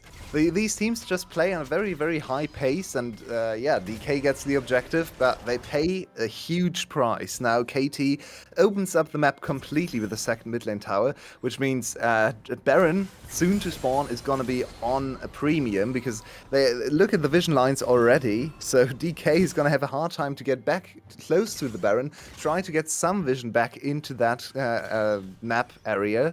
They're advancing now into their own jungle, but they're still pretty far away from the Baron, so KT might be setting up a trap here. Bible, very, very squishy.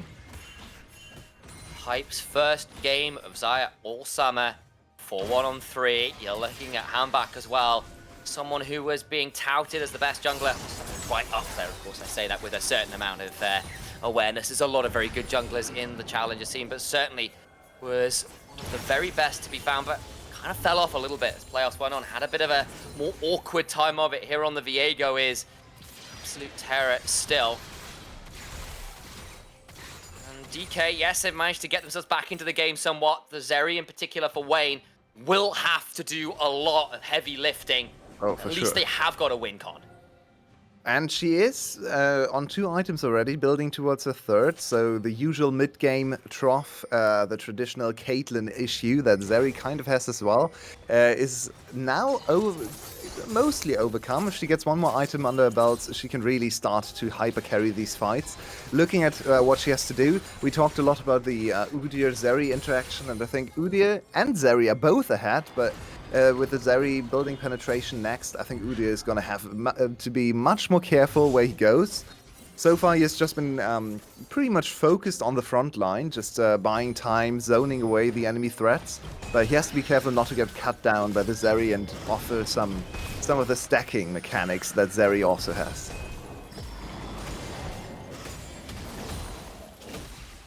Be something to keep our eyes on. Picks up the last Whisper, building towards what will likely be the Mortal Reminder to give some ability to cut through that HP stacking front line. The Rel, the Udyr.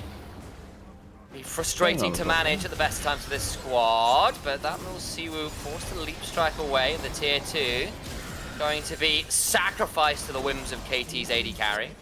Yet another tower going down, yet another outer tower, and they do give a lot of gold. So I just wanted to check in with the gold for the team, and it looks like 5k gold lead now for KT. Individual leads are, especially in top lane, we have a big lead in jungle as well. Everything else looks, yeah, okay, ADC is 1k, but especially the top side for KT looks much stronger than DK's now, which is also what we kind of feel like in the game. Mid lane being even, a bit surprising, and maybe some hope for Saint.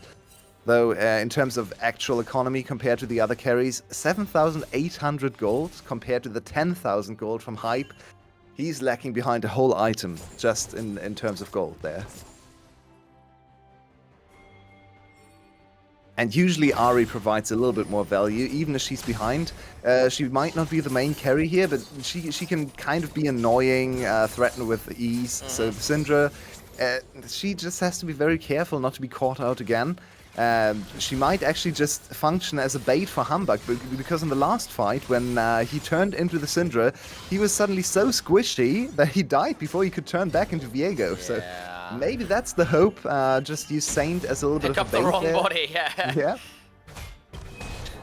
And the other thing is, like, we've all seen that Viego into dive comp is often really good because the diver goes in, doesn't manage to get the kill because Viego gets to ult backwards or whatever and steal the body of the diver and just counter-engage with that stolen body. I'm looking at Lee Sin, I'm looking at Nautilus. Hell, even the Jax can be pretty scary with the leap strike, counter strike combo.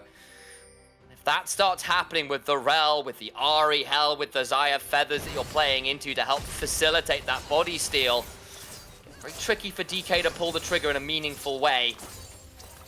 Yeah, there's some forbidden CC combinations that only Viego can pull off, right? Yeah.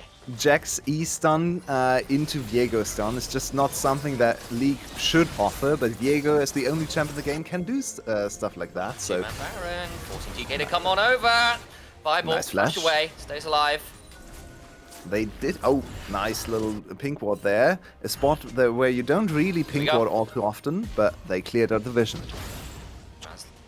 Casting comes teleporting in, throws down a ward, can't quite find too many people, and DK hold their nerve, don't over-engage, don't face check too much, but KT now looking to see whether anybody picks the wrong way to escape. There's Saved! crafting. Not again!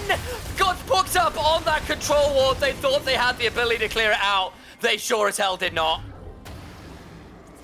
Very clean play. You can't really say anything about that. That's just KT playing a perfect pick composition. They have the Ahri, they have such a huge engage range, and the enemy team has squishy members, like the Syndra without any escape spells, so you just wait for them to overstep into your vision lines. But now DK, last-ditch effort, trying to get onto the Baron. Down to 2000 HP, the Magnet Storm comes on through, knocks them all up, no easy way, and Seawood to the backline though, will at least clear up the Rel. Feathers get pulled back, casting, buy time on the other side, and Seawood will surely fall, does so. Zinni heals back up with that passive, the Essence devoured, as Hype picks up a double, casting, continues to hop on forwards, and there's just not enough in the tank. Zeri grounded, and KT, they find their moment, a decisive team fight, and Sharvel against the world must find a way to stop the onslaught of KT.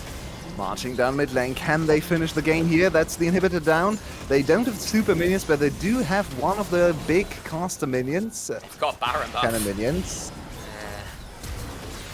Exactly that flash for the stun. Sharvel will hop out to Humbug. safety. Humbug though, likely falls, does so. But now Sharvel has to flash away. Doesn't allow them to get anywhere near the waves though. Zinni gets rooted up, gets the charm on to say another kill, another reset, and another game to KT. 3-1 for them. They move forward in the ASCI in 2024. They had problems starting the day, maybe a few nerfs and a new competition after winning challenges, but then they remembered we are just the best team, and 3 back-to-back very dominant games just cleaned DK up, and KT, they are really living up to their role as the big favorites here. Played against the second-seeded team from the LCK challenges, and honestly, it wasn't close in the series. One game, just in game number 1, where they fell down to better team fighting, to a solid team composition from DK, but then KT, more decisive, more active on the map, looking for plays, more creative in their team compositions as well, just comprehensive beating. They will go on, of course, to fight against Kong Du Freaks for challenges. Not Kong Du Kwangdong, isn't it? There you go. You got to remember which way the KDF acronym now flows. Sorry about that, Korean fans. That's my bad. But the point still stands. I think KT challenges came in as favorites. They delivered today. Game 1, I'm sure they'll be frustrated with. It wasn't what they were hoping to do. It was handback on his famous Nidalee. It doesn't work. But the other 3 games, the moment they saw an angle to end the game, they took it, and it wasn't close. You've got to give serious credit for a team who is that able to close a game, even against competition that should be as closely matched as DK challenges. Yeah, honestly, to me, KT challenges especially, but also the Damwon or DK challenges in some aspects, they don't really look like tier 2 teams. As someone who regularly casts a second well, how you say, a minor region tier 1 league in VCS. This looks very similar in terms of, or in some aspects even better than some of the teams I usually cast, because especially the decision making I think is impressively quick. And this is one thing I always look out for when you compare Eastern League and Western leagues. Oftentimes the mechanics are similar. All these people are challenger players, but the team-wide decision making is oftentimes what separates the teams. And I think KT challengers today showed such good, just yeah. I don't even know what to call it. They were so decisive, so assertive. They just knew what to do, and once they had a play in mind, they went for the play instantly. And that was so exciting to watch. The decisiveness, the killer instinct, I think is what I want to call it, and that's considering they've got a bit of a Kaiser player on their roster too, with something really special to watch. Eyes on a lot of these players, guys. I said it last year about Milky Way. I'll say it about pretty much the entire roster here. We will be seeing these players at higher levels, I guarantee it. Whether the next year or the year after that, it will be happening. But still, they've got more competition to go. They've got more games to play. They might still fall short yet. But I think that means, Yulway, that we're done for the day. Thank you for having me on. I was happy to come in a little bit last minute to help save Carrick from some sad internet issues. I'm happy to be here talking about challenges. It's always a pleasure to be here with you, mate. Yeah, thank you very, very much for coming on. And I think tomorrow we are going to be back with the lower brackets, so elimination time. One of the teams tomorrow is going to go home. So a little bit higher stakes, if you want to call it that. It's going to be T1, so the two losers, T1 against DK challenges. So be back tomorrow, same place, and it's another best of 5. It's another full fearless. The whole week is going to be this crazy format. I'm excited. Thank you very much, and see you tomorrow.